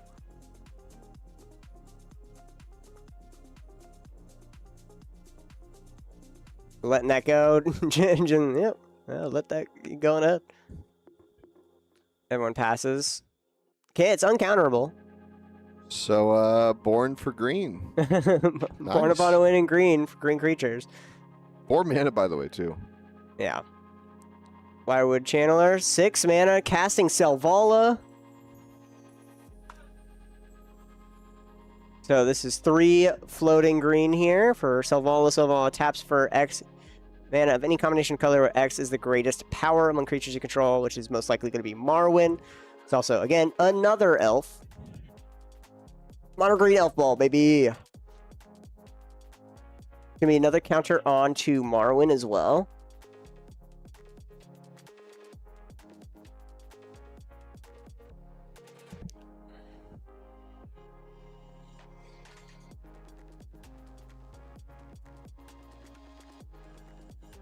Back to defense grid on the stack here. Doesn't seem like anyone has anything, so it looks like Pasha just wanted to do as much as she could.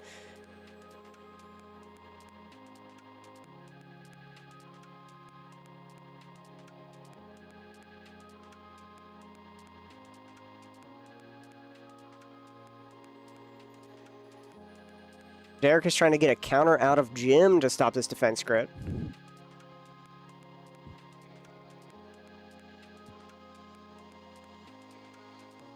Michael says he's not a guarantee win here.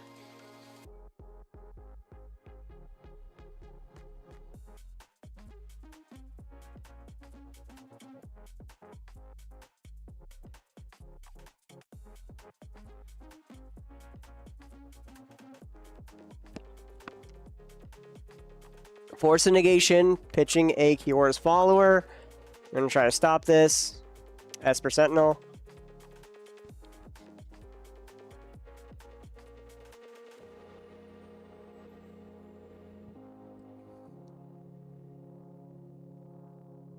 Esper Sentinel trigger resolves. Mystic Study, Mystic Resolve.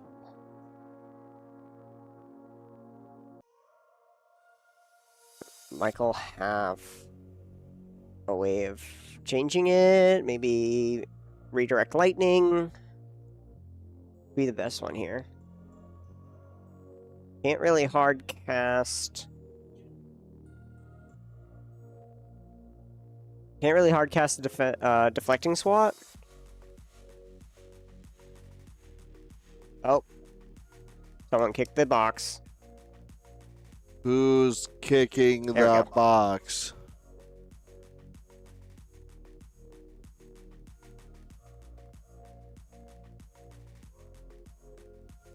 The spell is countered. Exile Sense of Goblin Welder is useless in this situation too.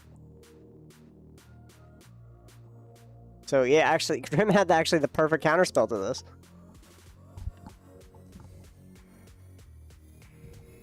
Crazy. Exiling defense grid. Resolves.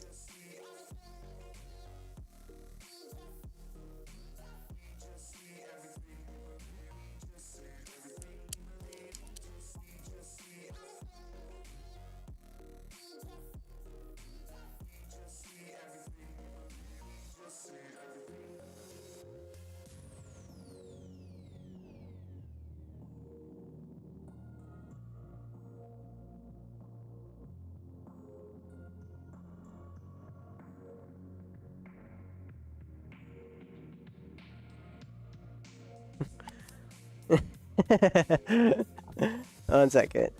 They're asking what turn it is.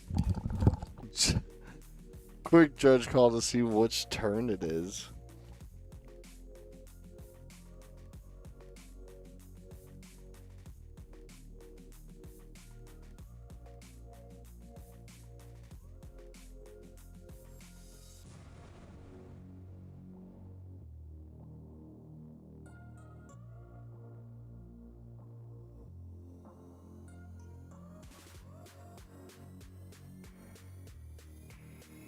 Michael's having a great time tonight.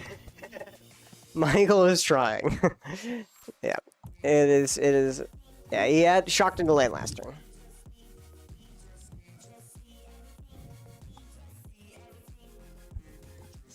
Shambling Guest.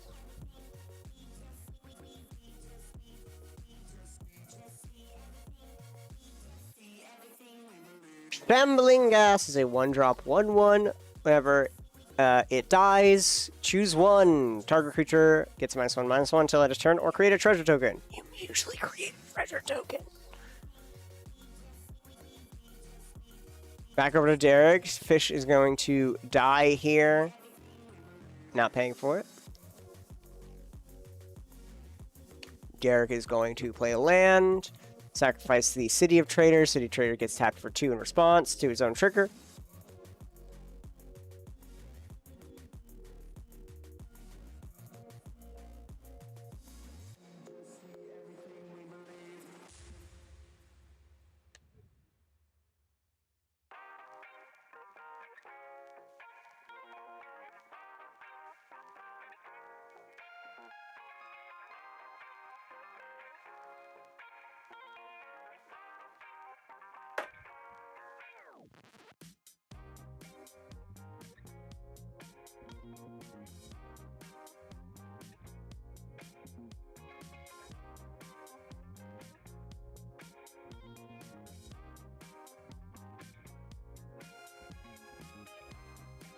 All right.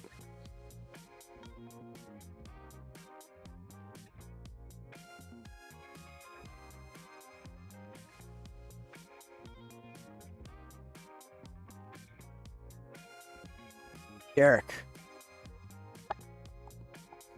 Right now he's searching for a 0 or 1 drop right now.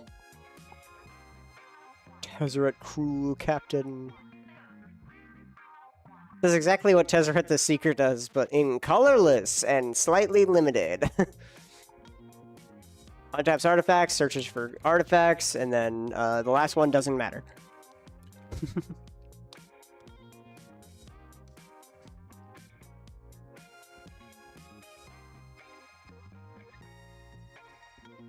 Oh, let me go real quick, check on. Is Marwin a May? I'm gonna real quick change something real quick.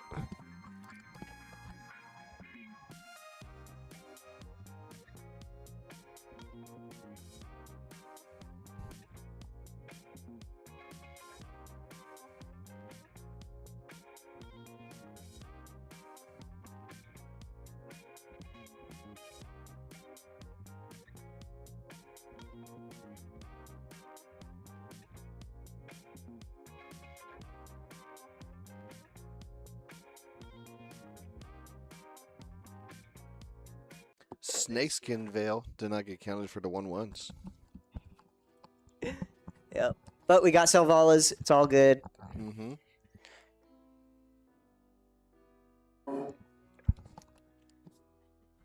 Pat just seems to have a instant speed artifact or enchantment removal, probably a Nature's Claim, which is going to be overkill to tap for because you tap Gaia's Cradle for like 7, and then you just have like 6 floating mana. Nature's Claim. Nature's Claim. What are you gonna do with that 6 mana? Oh. I'm gonna play with it. Juggling your mana.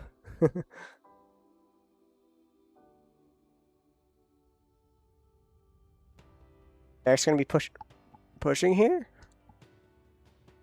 Hullbreaker Horror, of course, coming down. I'm gonna be able to bounce Soul Ring and something else. He doesn't have. Oh, now he. Oh yeah. Search with the Tezzeret here.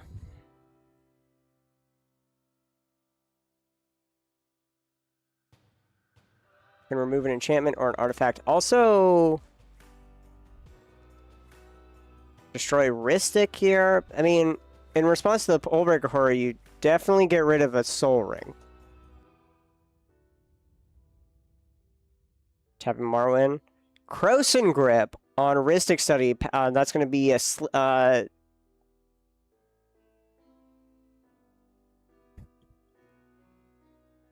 Croson Grip here. 3 mana split second, so you cannot respond to it while it is on the stack.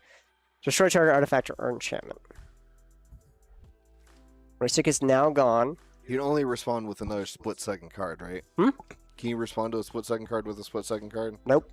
As long as it's on the stack, players cannot cast spells or activate abilities. The only thing that you can actually do in response to a split-second card is special actions, which is tapping a land for mana or flipping a card over, morphing a card, as that is a special action. There is a morph card that you put down, face down, right? And then you can pay a certain amount of cost to flip it over and counter a spell. It's the only way to counter a split-second spell.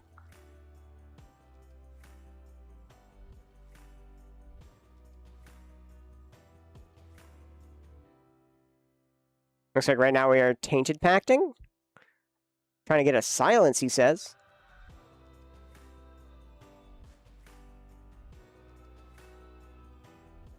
Michael's going to keep on going no matter what, trying to find that silence.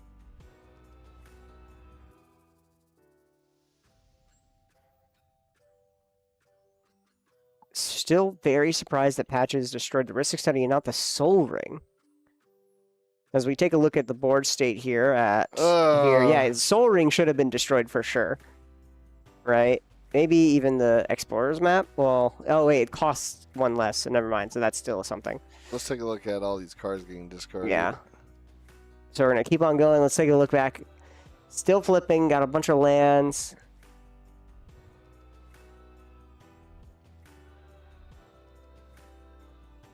Lotho here.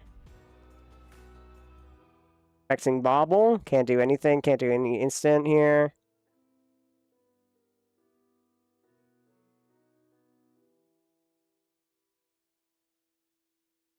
Gotta find any type of silence effect here. Orange Chant even. Mm-hmm. As a tutor, cannot do anything here. Mm-hmm.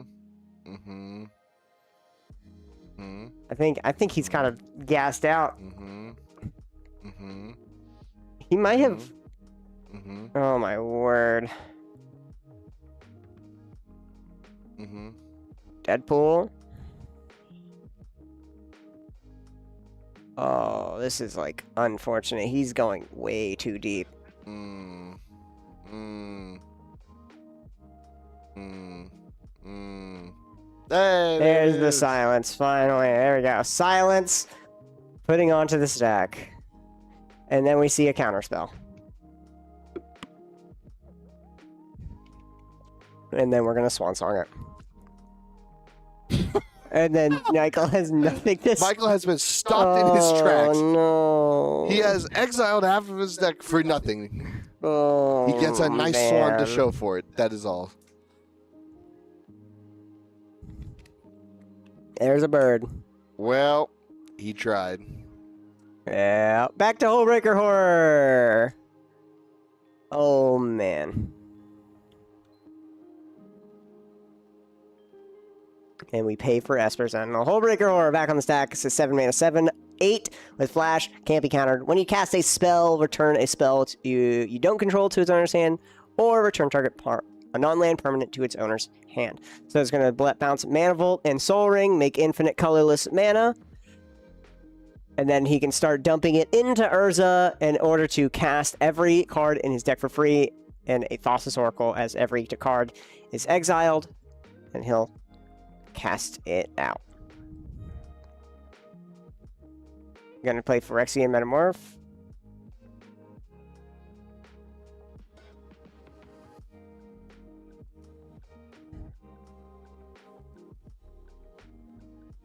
So now with like Tezzeret out.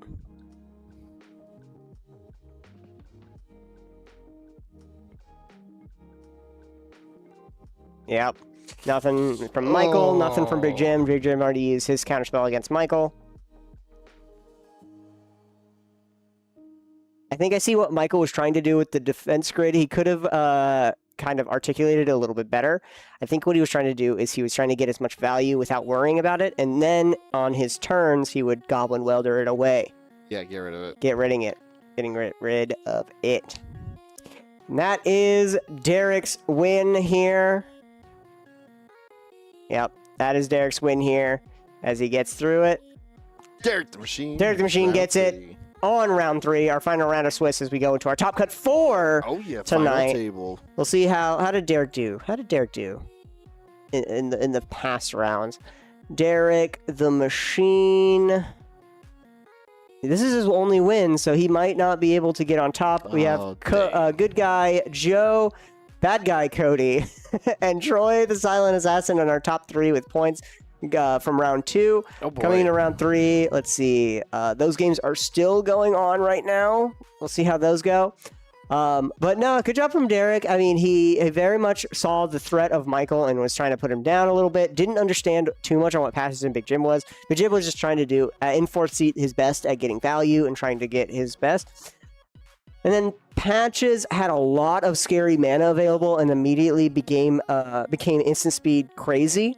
But it was a little, I would think, honestly, a turn too late, as Derek was also able to get a good amount of mana for Hullbreaker Horror and then start going off. Good job to Derek. As we go into round 4, our finals, make sure to check out our website. People need to stop kicking my thing. Check out our website, natural20gaming.com. Go to zennyoptical.com and use code natural20LV at checkout for 10% off. Check out our socials, check out our Discord, and we'll be right back for round 4. Grand Finals.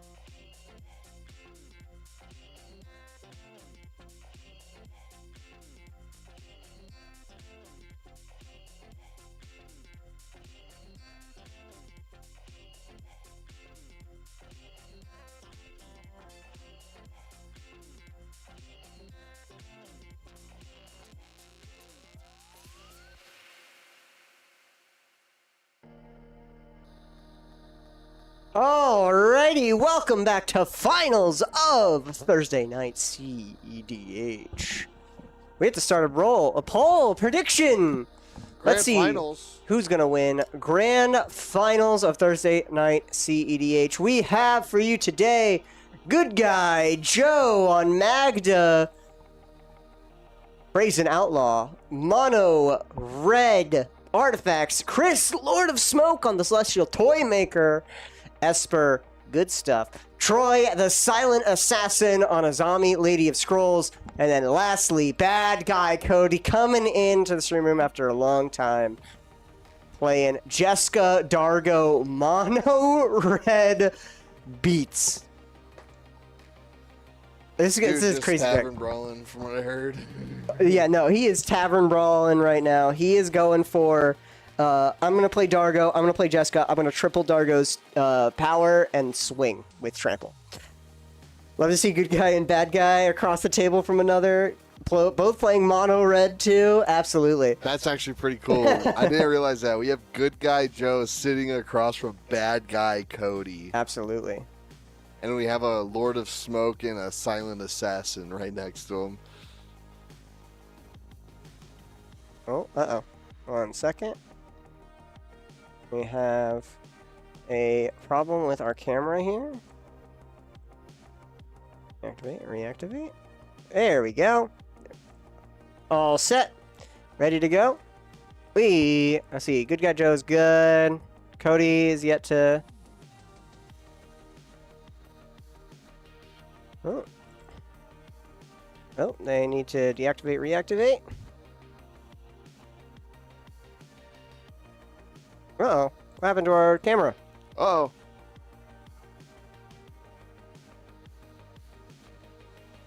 Perfect. Absolutely great.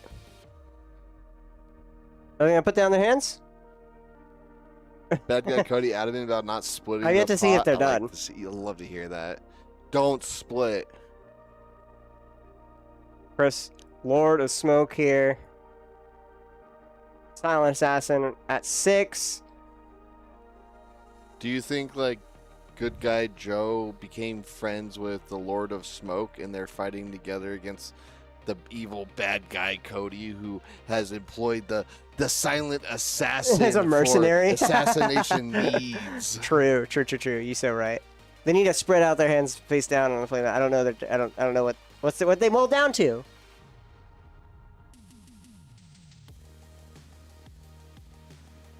There we go. Cody thinks it's 7. Cody is fully believing in the heart of Joe is going down to 7 here. Looks like we're all set and ready to go. We are all set. Good luck to our players here as they're going to be starting things off. Joe, you may start us off. Any pre-games?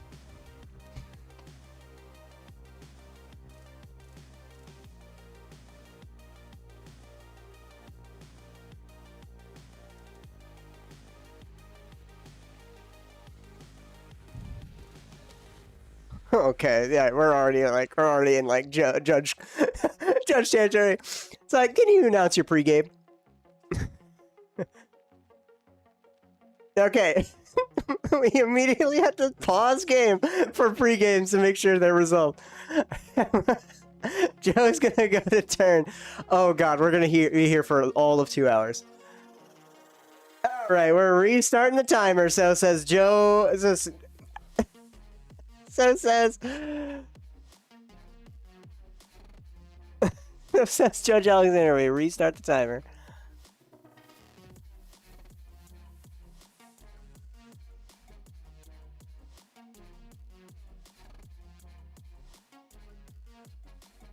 Are we gonna start? We have yet to see Joe start. When is Joe gonna start? And adamant about not splitting the pot. True. All right, back over. We're in the games here. Land. Pass over to Troy. We're gonna cast out a Mana Vault here and a LED. And we are immediately going to cast a zombie. Turn 1 Azami. It is Troy's specialty. A zombie Master of Scrolls is a 5 mana 0/2 with you may tap an untapped wizard to draw a card. So this is going to be, Troy is going to essentially get 2 draws every turn. He's going to use it on end step of Chris's turn to draw a card. Go to his turn, draw a normal card. Draw another card from Azami. Goes back to 3, pretty much negating all of the LED discard here. But he discards all the way down to nothing to get Azami out. Bad Guy Goaty is going to go to turn.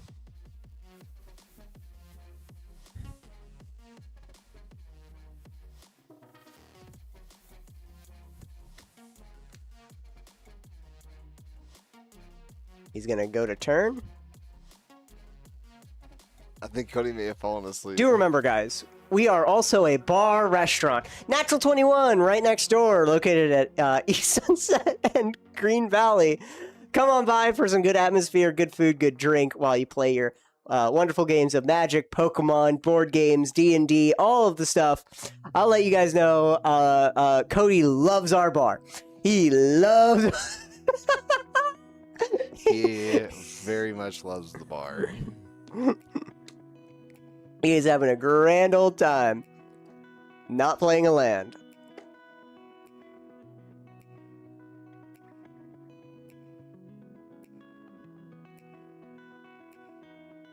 He has drawn a card. He is still in main phase. He plays a mountain for turn. He plays a soul ring. Taps the soul ring. Chromatic sphere, 1 mana floating. Chromatic sphere is Psychic spell. Clown car X equals 1. Chromatic sphere is 1 tap, sacrifice it. Add 1 mana of any color and draw a card. Clown car. Clown car. When it enters the battlefield, roll X one-sided dice. For each odd result, make a 1/1 clown.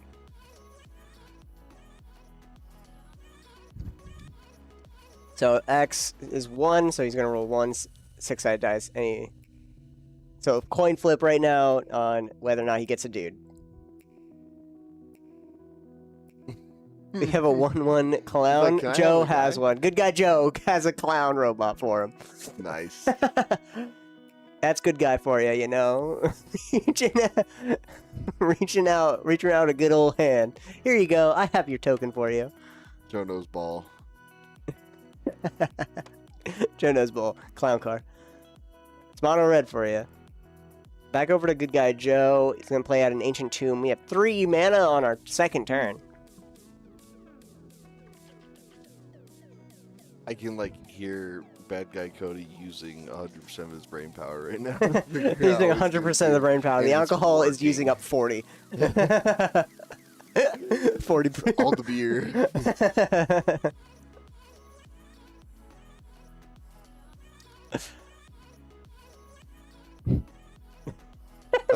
Alexander, Cody claims Alexander's mad dogging him. Cody trying to start a fight with the judge at the table. Let's see how this plays out for him. Trying to throw hands with the judge. Good guy Joe's gonna put out Magda turn 1, and we pass the turn over to Chris. Going into Chris's turn, Troy's gonna draw a card. I guess Troy right now is mainly worried with Chris being explosive. Oh my goodness. Chris Solar Smoke puts down a Vertic Catacombs, passes. Troy goes to turn, draws. Plays out a land, seeded the Synod. And passes to the Cody. Cody, you're going to go to turn now.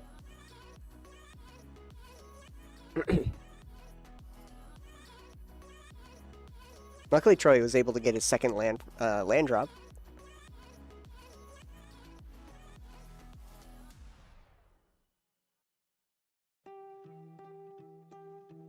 Back over to Cody, who exclaims, "Every card in my deck is so good."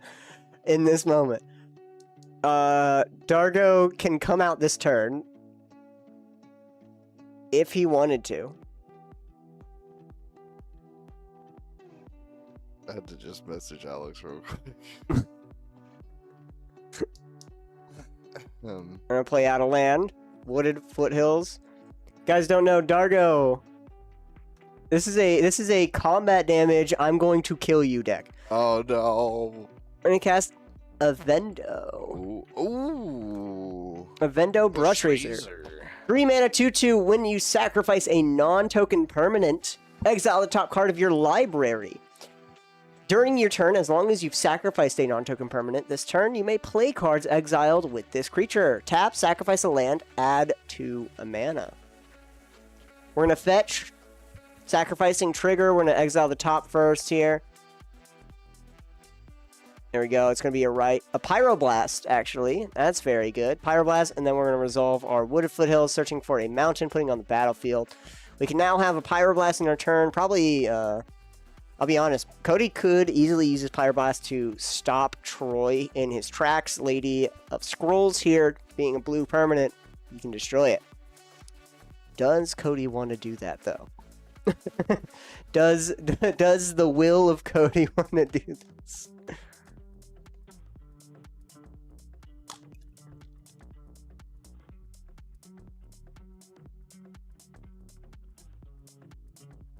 Sacrifice a single permanent this turn here. He's going to track.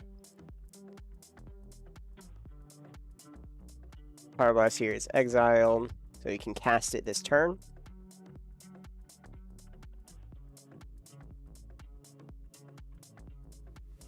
And now he claims all of his cards suck.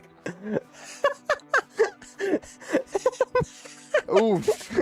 He just said at the beginning of return, all my cards are so good. My cards suck. All my cards suck. Oh my word. We sacrifice a non-token, we're gonna exile top card. That is a Bolt Bend. Whose deck is this? Bolt Bend. Costs 3 less if you control a creature with power 4 or greater. Change the target of target spell or ability with a single target. It is essentially another Redirect Lightning or Deflecting Swat. Red floating. He has all of the interaction in the world in exile. So says everyone. Dargo.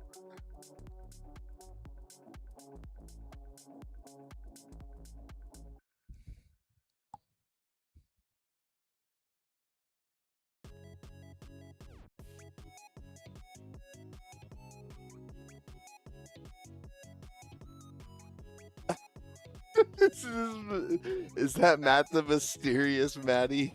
TG. My deck is awesome. Is this your deck, Matt, is this your deck? Matt, is this your deck? Are you the person that has enabled Bad Guy Cody to It do is. this? Oh my word! How you're giving Cody a gun? Us asking. You're giving Cody. Us asking whose deck is it? Joe. That's good guy Joe. Joe's like, whose deck is Whose this? deck is this? This is not Cody's.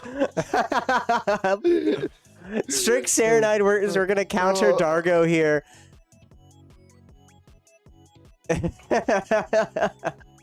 I'm surprised he didn't. Oh, he doesn't have any mana. He doesn't have any mana. That's why. So, you're welcome. Cody said it's bad.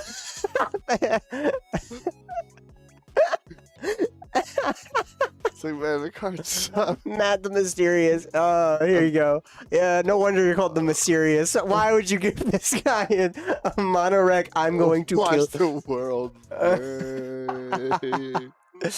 Good guy Joe goes to turn, untaps his mana. He has Magda available and ready to start doing some stuff. Barbarian Ring plays his land for turn. A lot of mana that hurts him in a mono red deck. Oh, this game's It's awesome. the perfect drug deck. How have you manufactured this drug deck? Dude, you're gonna hear. Okay, last game, Pablo is saying last round, round 3. Pablo was telling us how it went. It was a 3-pod against Anthony the Champ XL. Cody, careful with your phone. Against Anthony Champ XL and Cody, right? He gets a good turn in, right? And Cody has a turn 1 Dargo. Dargo's on the field now. It goes to turn 2. Uh-huh. And Cody plays out Jessica, leans over at Pablo. It's been swinging at Pablo for a couple of turns here. Uh-huh. Then Cody, right, plays out Jessica. He leans over to Pablo, says, "You don't even know what's coming. You don't even know." Zeroes Jessica, targeting Dargo. Dargo now has triple power, swings 21 damage over at Anthony the Champ. XL as he's into Pablo. Here we go. Oh my And god. Pablo was like, "Oh yep." My guy's just shy Anthony the Champ XL. Yeah. And then Pablo proceeds to just go, Wish Claw, Talisman Activation, Thoracle, win. Bro, this is like a WWE deck, bro. This sounds like a wrestling match. That's like a wrestling deck. You're not ready for this. You don't even know what's coming. You don't next to even him. know. Oh my goodness. Finals table, by the way. Top This 4. is top 4 players. We've seen none of these people win on stream. We haven't even seen any of these people all stream actually. All these people have evaded our stream games or feature matches. I love the intricate play by all the players at the Yeah. table. Good guy Like, Joe. I have card. I can play card. I play card. Good guy Joe. He just guessed out is a changeling artifact creature here. And then Magda swings on in, makes a treasure, and passes the turn. Chris Lord of Smoke is going to fetch on the end step here. Good guy, bad guy Cody finally reading the Celestial Toy Maker. What am I playing against?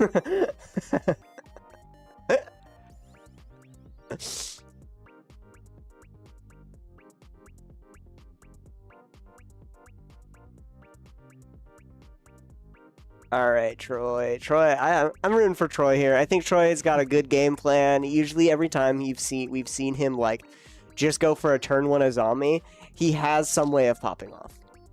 Mm-hmm. You know. For anybody also tuning in on our YouTube side and our YouTube stream, I see there's some people there. Make sure you drop a subscribe. Subscribe to our YouTube.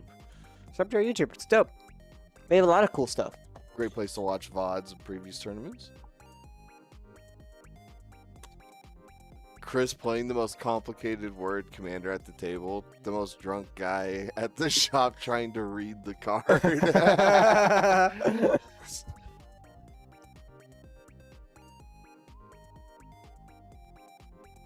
Welcome on in, King Pompidou.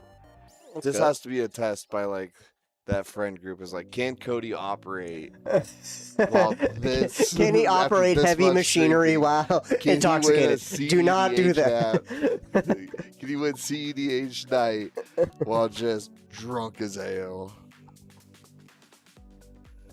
Joe?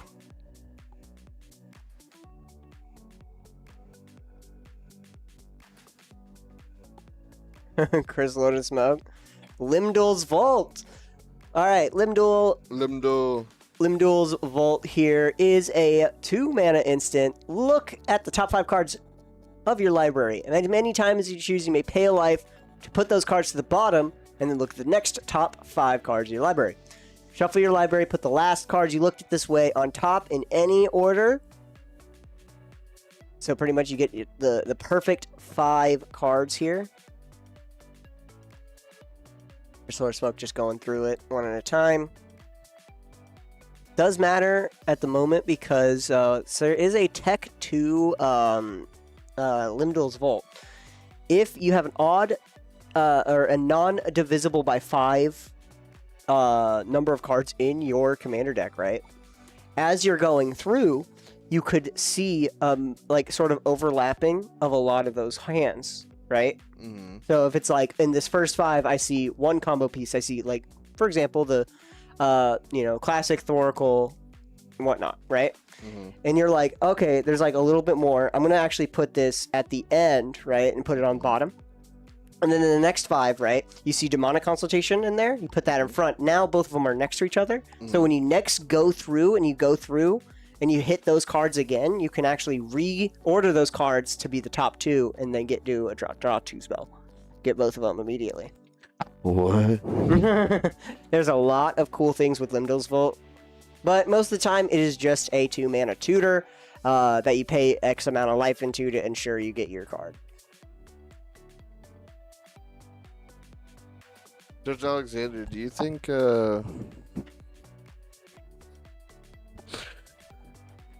that guy Cody knows Wilma? Knows Wilma? Oh my god. Oh my god. No. Can't even We finish gotta that keep one. him on Can't- track. Yeah. He does know Joe, though. He does know Joe. Joe's right there. Joe's right there. Good guy, Joe.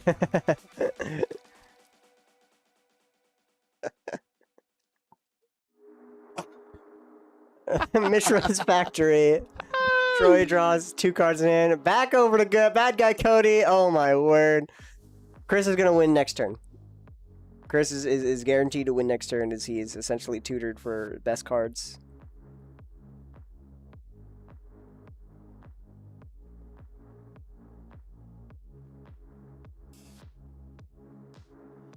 Taking a look at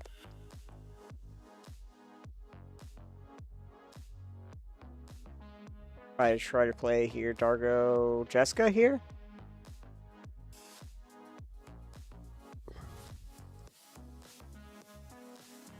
Dargo is able to get cast here a little bit. And Jessica at the same time. So I showed you guys Dargo. Well, what about Jessica? Jessica here is a Planeswalker commander with partner. Jessica here has for 0 until the end, till your next turn. If a creature would deal combat damage to one of your opponents, it deals triple that damage to that player instead. So obviously that commander damage is crazy. Of course. Enters the battlefield with a commander for each time you've cast a commander from the command zone in this game. So it's going to be able to 0 cast equals 2 here. 3, I believe. Do we have a haste enabler for Dargo? Because Jessica doesn't give haste.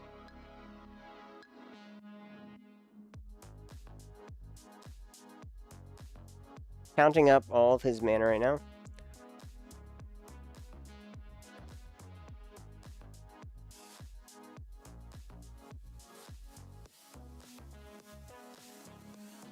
Casting Dargo. Tap for a red.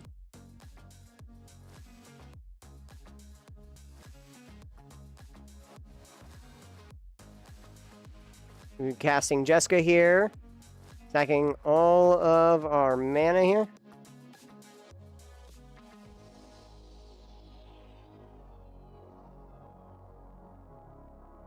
I'll top 2 cards here because 2 non-tokens were sacrificed. Evendo will trigger. We're going to see a Infernal Plunge. And a Skirk Prospector. Skirk Prospector is a goblin that sacrifices a goblin to add a red. What's up, King Papato? How you doing? Then cast a Infernal Plunge. To sacrifice something, and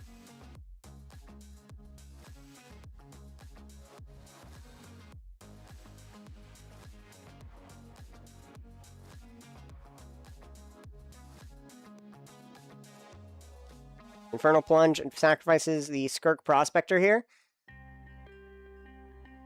Alright, cast Infernal Plunge. Sacrificing Dargo. And Evendo triggers twice. Adding 3 red. Dargo still costs less. We're going to exile top and get Underworld Breach? Whoa! Okay, this deck is actually kind of explosive. So Dargo still costs only 1 red at this moment.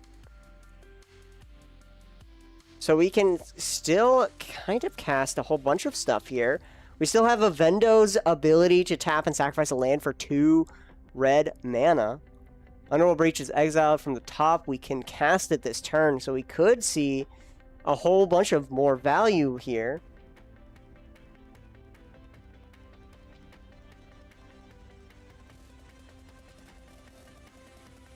Dargo still costs only 1 red. Do we want to cast the Breach here, or are we just going to let it go?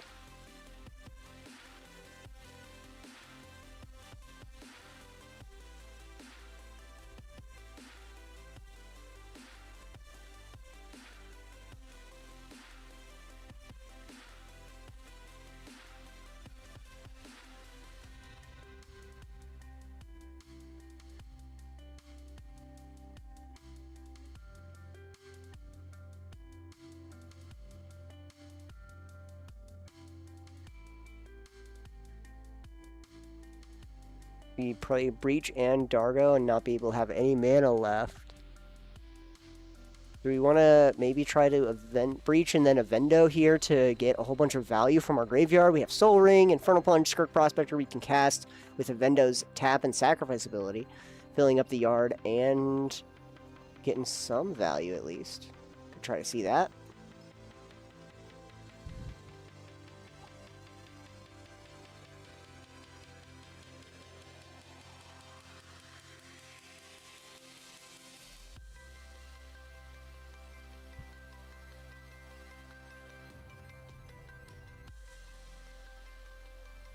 Really did a lot here for not too much of a payout. Surprised he didn't just get the Timna or the Jessica Dargo combo out just to have out and get ready for next turn.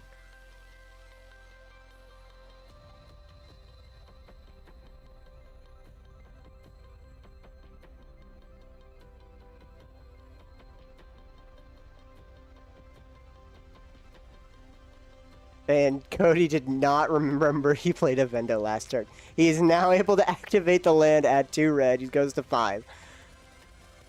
Sacrifice trigger. We're going to exile top. Tormod's Crypt. That's pretty good. Getting rid of a lot of graveyards. Pretty darn good in this moment. We're going to cast the Tormod's Crypt.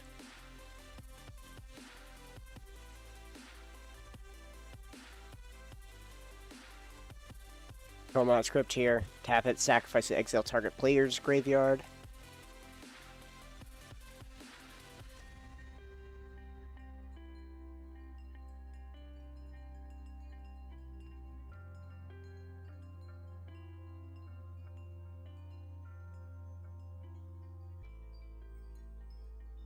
Guarding Chris, we're going to exile Chris's graveyard.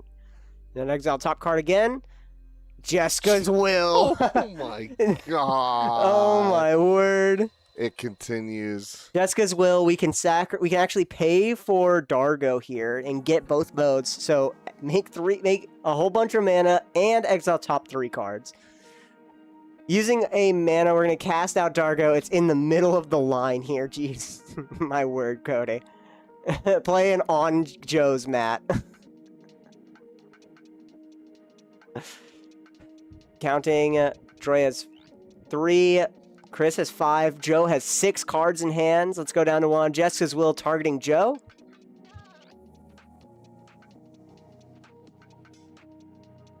Seven mana and exiling top 3. What do we see? Tezzeret, a land. We have yet to play a land per turn, and Urza's Bauble.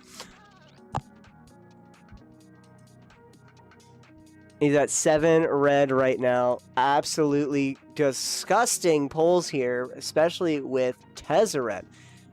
We could see Tezzeret, maybe there's like a 1-drop haste enabler, 1 or 0-drop haste enabler artifact. There has to be something. Either way.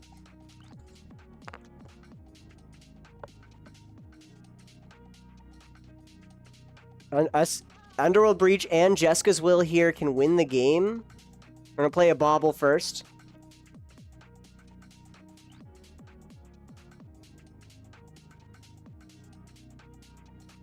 Using 3, go down to 4 mana.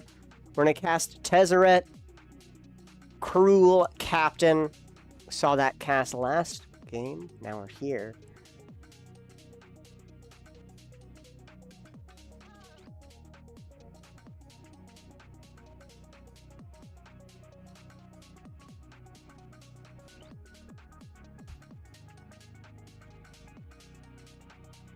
First flashing orange chant here, being able to stop Joe or stop Cody in his tracks. -3 Tezzeret. We're going to take a search through our library for a 1 or 0-drop artifact. This is for LED, he says. Yep. It's going to be grabbing LED, and then with Underworld Breach, LED, and Jessica's Will, we're going to try to win the game here.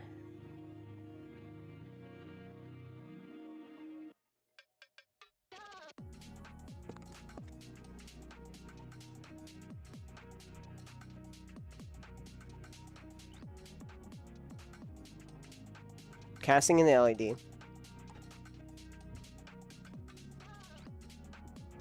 So he's going to do this in order here. Going to be trigger Tezzeret. We're going to use 2 red. We're going to cast Breach. Everyone passes. Priority on Breach. Breach is good.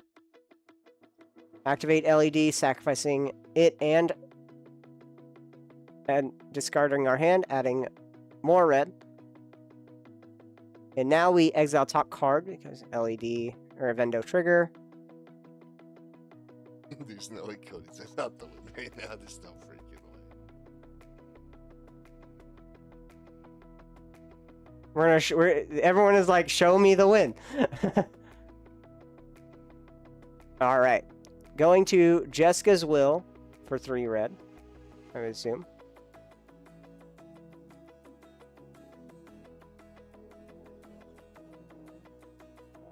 Five red mana available. I'm going to activate Urza's. Avendo is in May. Avendo. As long as you sacrifice exiles. 1 second. Okay.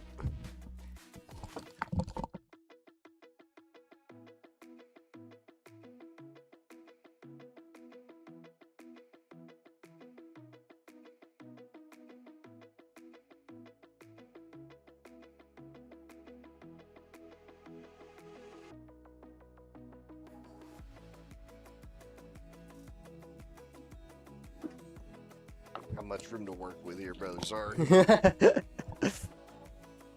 Lean back.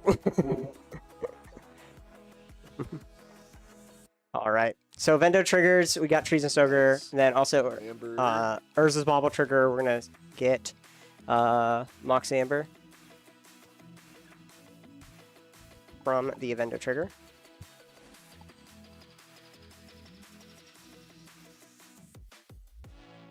Using 3 down to 2. We're gonna Jessica's Will once again.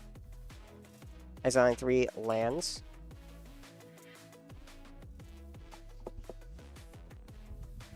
Joe still has 6 cards in hand.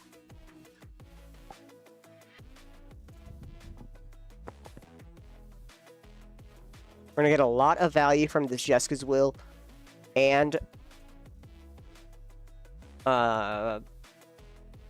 LED in Yard here. Jessica's Will already refunds itself and adds some more.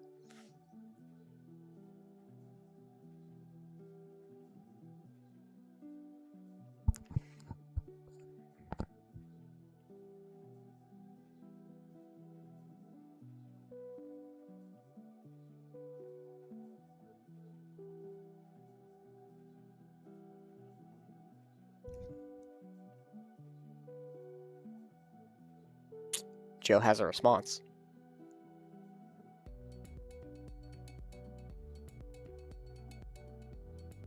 Simeon Spirit Guide, using it, exiling it from the hand, adding red.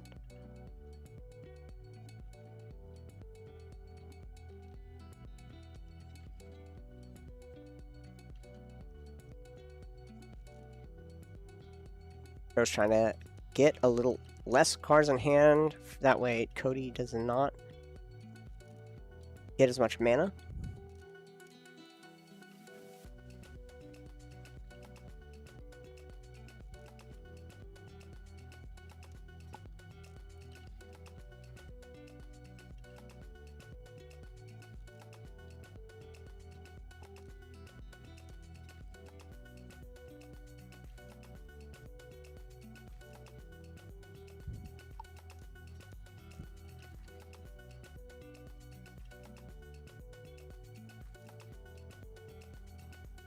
Stack of red for mana. Return the Favor.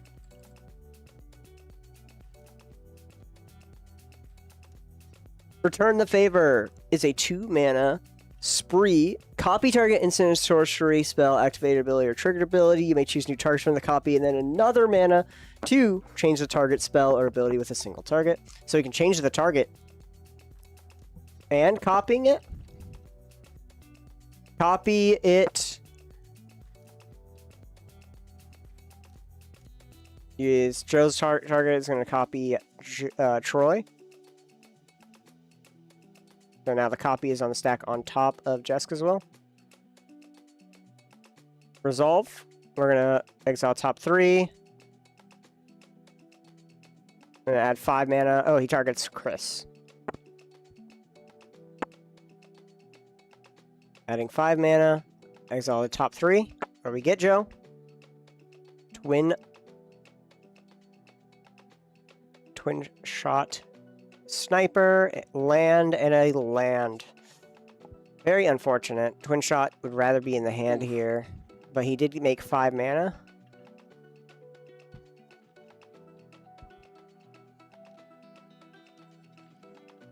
And now we change the target and targeting Troy. So add 3, go up to 5. Next, I'll top 3 cards here. Get a land, get a 1 ring, and a Dark Sphere. Dark Sphere, a 0-drop. Tap, sacrifice it to prevent half of the damage done to you by a single source rounded down.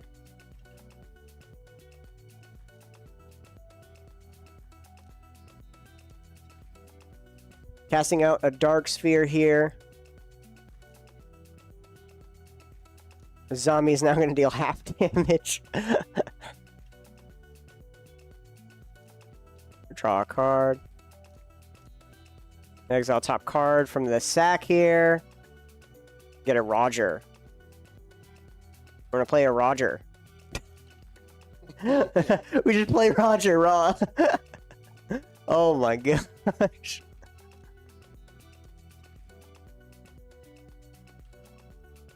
Okay. Storm is crazy right now. Grape Shot would be awesome. Seeing a Grape Shot would be so cool. So, deal 1 damage to any target. Storm. Play a Scalding Tarn as our land for turn. Activating Scalding Tarn, sacking it. Getting a land. Trigger a Vendo. Let's exile top card. It is a Spellbook. Spellbook is a 0-drop artifact that says you have no maximum hand size. It is just an artifact to sacrifice to Dargo. That is all it is. It's like running it in Urza, you know. It's just a 0-drop to activate Urza's tap ability. Very crazy. So we're gonna get our mountain here, shuffle away. We're approaching 30 minutes into Bad Guy Cody's turn. Keep going, Cody. Keep playing cards. Keep going, man. What else you got? One at a time. Casting out Spellbook. Okay. Trigger on Tezzeret. You get a counter. Not like you can activate it. Casting out LED. Exiling a couple of lands here.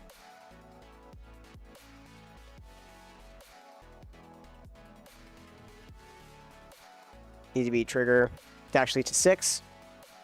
Cracking out LED. Getting another dice here. Going to 8 red mana. Trigger exile top. It is a redirect lightning. Some protection. Cast LED once again.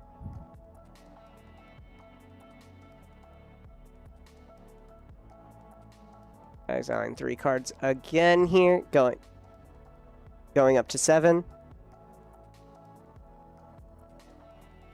Activate LED. Going to 11. And then trigger. We're going to exile top. What is that? Not of this world.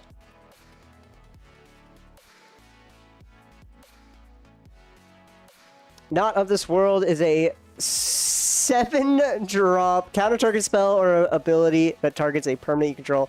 The spell costs 7 less if it targets a spell or ability that targets a creature you control with power 7 or greater.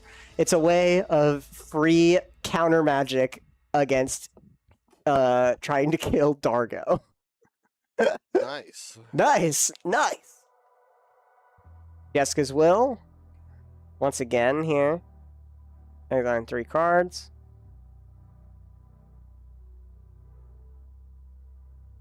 Chris is at 5, so Jessica's Will is probably going to target Chris. Make 5. And exile top 3 once again. Crystal Vein. Prize Statue. And a Ornithopter.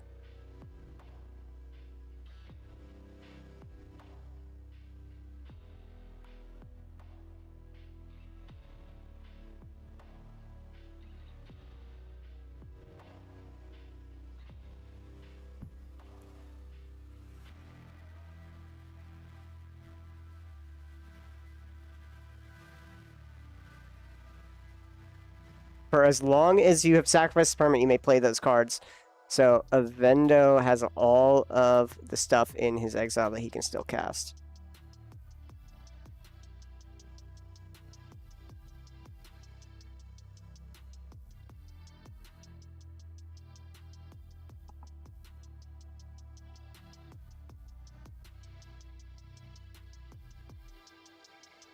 Okay, so that's 2 piles. One's for Avendo, the other is for Jessica.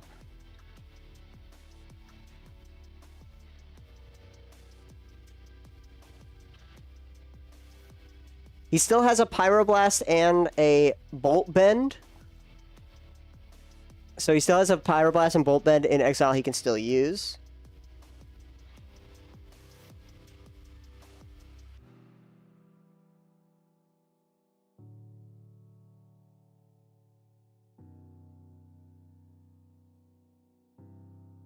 Ornithopter Paradise. Trigger Tez. He's just assembling like artifacts to cram into Dargo. Like to start looping Dargo. Could be.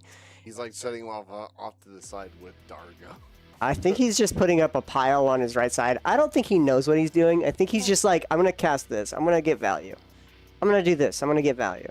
Play a card. Can I have another dice? I get another dice. Play a card. Can I have another dice? Yeah. Play a card. Can I have another dice? Yeah. Prize statue trigger, we're going to get a treasure. Play a card. Can I get another Yeah. That's cool. That's cool. He's very much at the point where he's like looking at it. He's like, "That's cool. Oh, that's pretty cool." It's a team effort to upkeep Bad Guy Cody's battle. Yeah. I'm gonna sacrifice a treasure for 1 red. Trigger the token, so he cannot exile top. 12 red mana.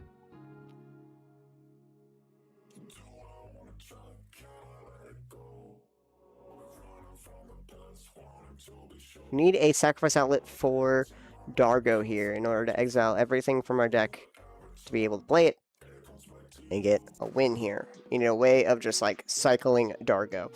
Most likely with Phyrexian Altar would be one of our best, or a Burgi we can try to find for. I think that's right now what Cody is actually kind of trying to do, is get something for Dargo. We're going to get a 1 ring ETB trigger, making a Tezzeret go up to technically 5. Gain protection from everything. Tap it. Draw a card. Can I get another dice? Just stealing dice from everyone. Play a card. Can I have another dice? Can I get another dice, please? Cast a quarter shield. That's a 0-drop equipment. Doesn't matter what it does. It's a 0-drop equipment that doesn't do anything other than that for whatever purpose. It increases toughness. It equipped to increase toughness by +3, I believe. I play in Cheerios. Quarter shield. Yeah, +3, equipped for 3. So close. Escaping a Jessica's Will once again. Need a way of sacrificing things so bad right now. That is our goal. Targeting Chris for 5. He has like no object permanence. He's like, who's got those cards? Still Chris? Alright. Yeah. He's not looking at you. He does not remember it there. As long as you feed him the information he needs, he'll keep chugging. He'll keep going. He'll keep going. Jessica's Will once again. Redirect Lightning.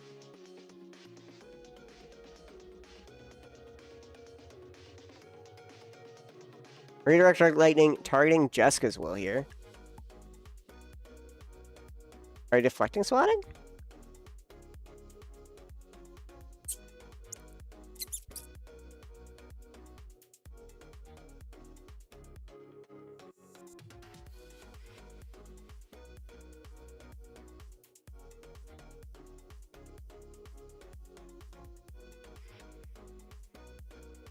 And not of this world targeting Redirect Lightning? He can't cast it. He's filling his discard to... Does he have enough mana? He does not have enough mana. No, because not of this world has to counter some... only if it's targeting a permanent you control with power 7 or greater. Resolving redirect lightning. Using same targets. You may not. You can choose it to not change targets. I think he's increasing storm count right now. Make 5 mana, and then we're gonna exile top 3. It's gonna be in the Crystal Vein pile here. Lightning bolts and a Goblin Engineer. Let's go back over to the combo table here.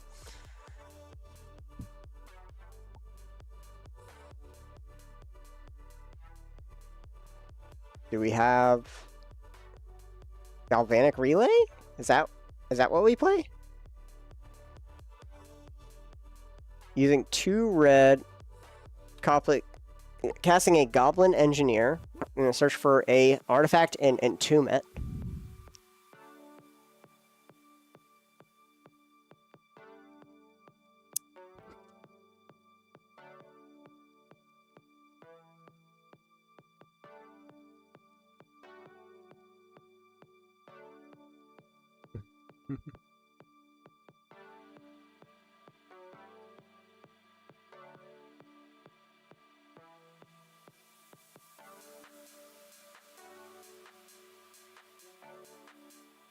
He's going to attempt one more time to, quote, declare victory. As I'm assuming he's going to be putting a Phyrexian Altar into the yard and trying to cast Phyrexian Altar. He casted a bunch of these other spells trying to fill up his yard with more stuff, essentially. Yep, Phyrexian Altar, so he's going to be able to sack Dargo and recast it for infinite storm count as well. At the same time, he's going to, with Avendo, he's going to be exiling top card, and he exiles his entire library. He has all of the free magic, all the rituals, in order to win the game. Most likely with a Goblin Bombardment and a way of casting it in Bergie, as he's going to be casting and cycling Dargo for infinite damage. We'll see how this goes. Goblin Bombardment, that's all you look. Escaping Phyrexian Altar, exiling 3 cards, not the LED. And then we're going to put Altar onto stack. Now, do remember, under Avendo, it is a Pyroblast and Redirect and a Bolt Bend. Joe says good. Smoke, Chris Lord of Smoke says good. Troy is passes priority. And now, with Phyrexian Altar and Dargo, we're going to cast Dargo an infinite number of times. Avendo is going to exile the entire deck.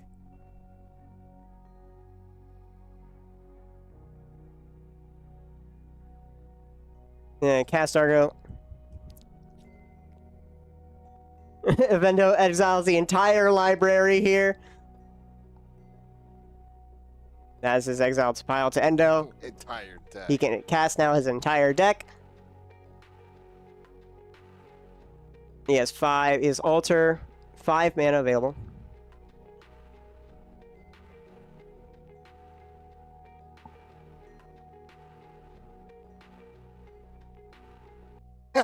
I attempt to declare victory. He's like, you think about how I kill you. He does not go over how he kills you. I declare victory. How do you do it? I'm surprised. He's going to float red here again. Far. Going up to 5. So he's still at 5 mana here.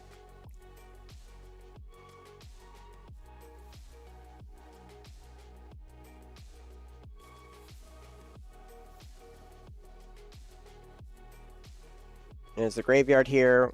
Using Dargo, we sacrifice a whole bunch of artifacts.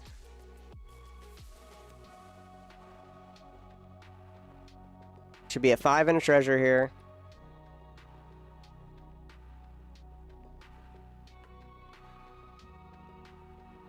There's a treasure. Can I get a dice? For red. So now he has the entire deck available to him. He has Rite of Flame is what he's looking at. He's going to try to fill up his yard a little bit too.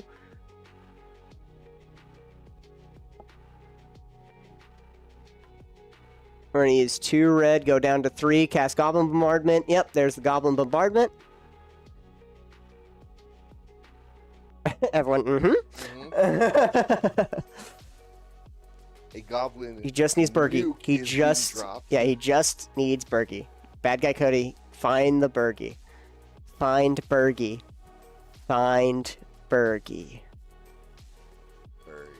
Bergie.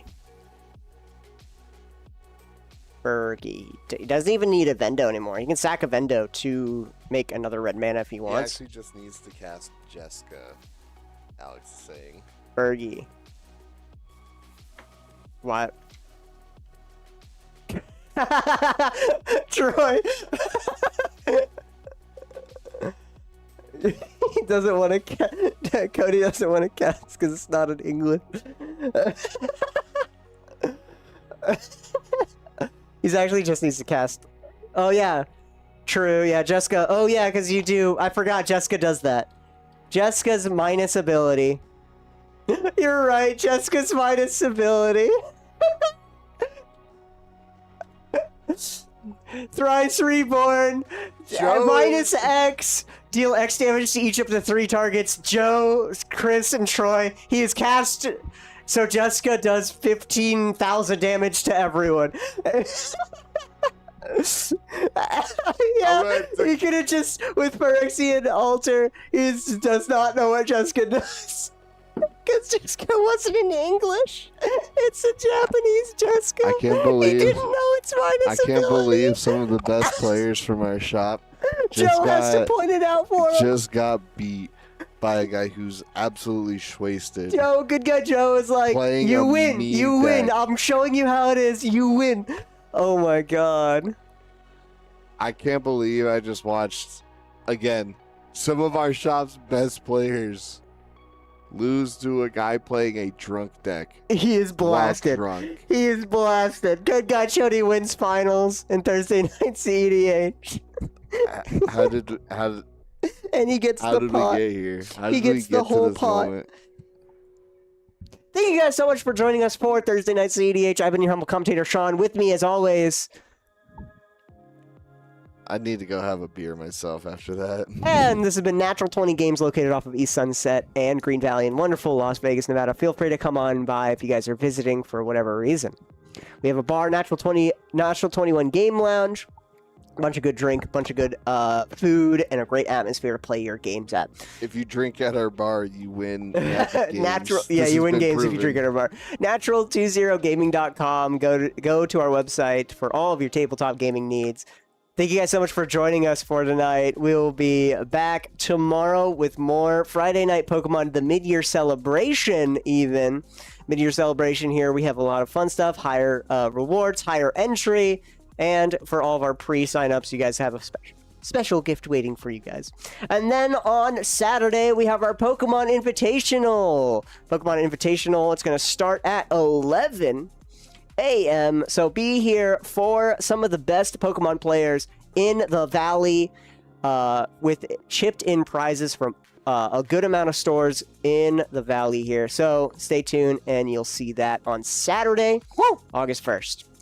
Thank you guys so much for joining us. We'll be back here next week for some more CEDH on Thursdays. You guys have a good one and a good night. Stay safe.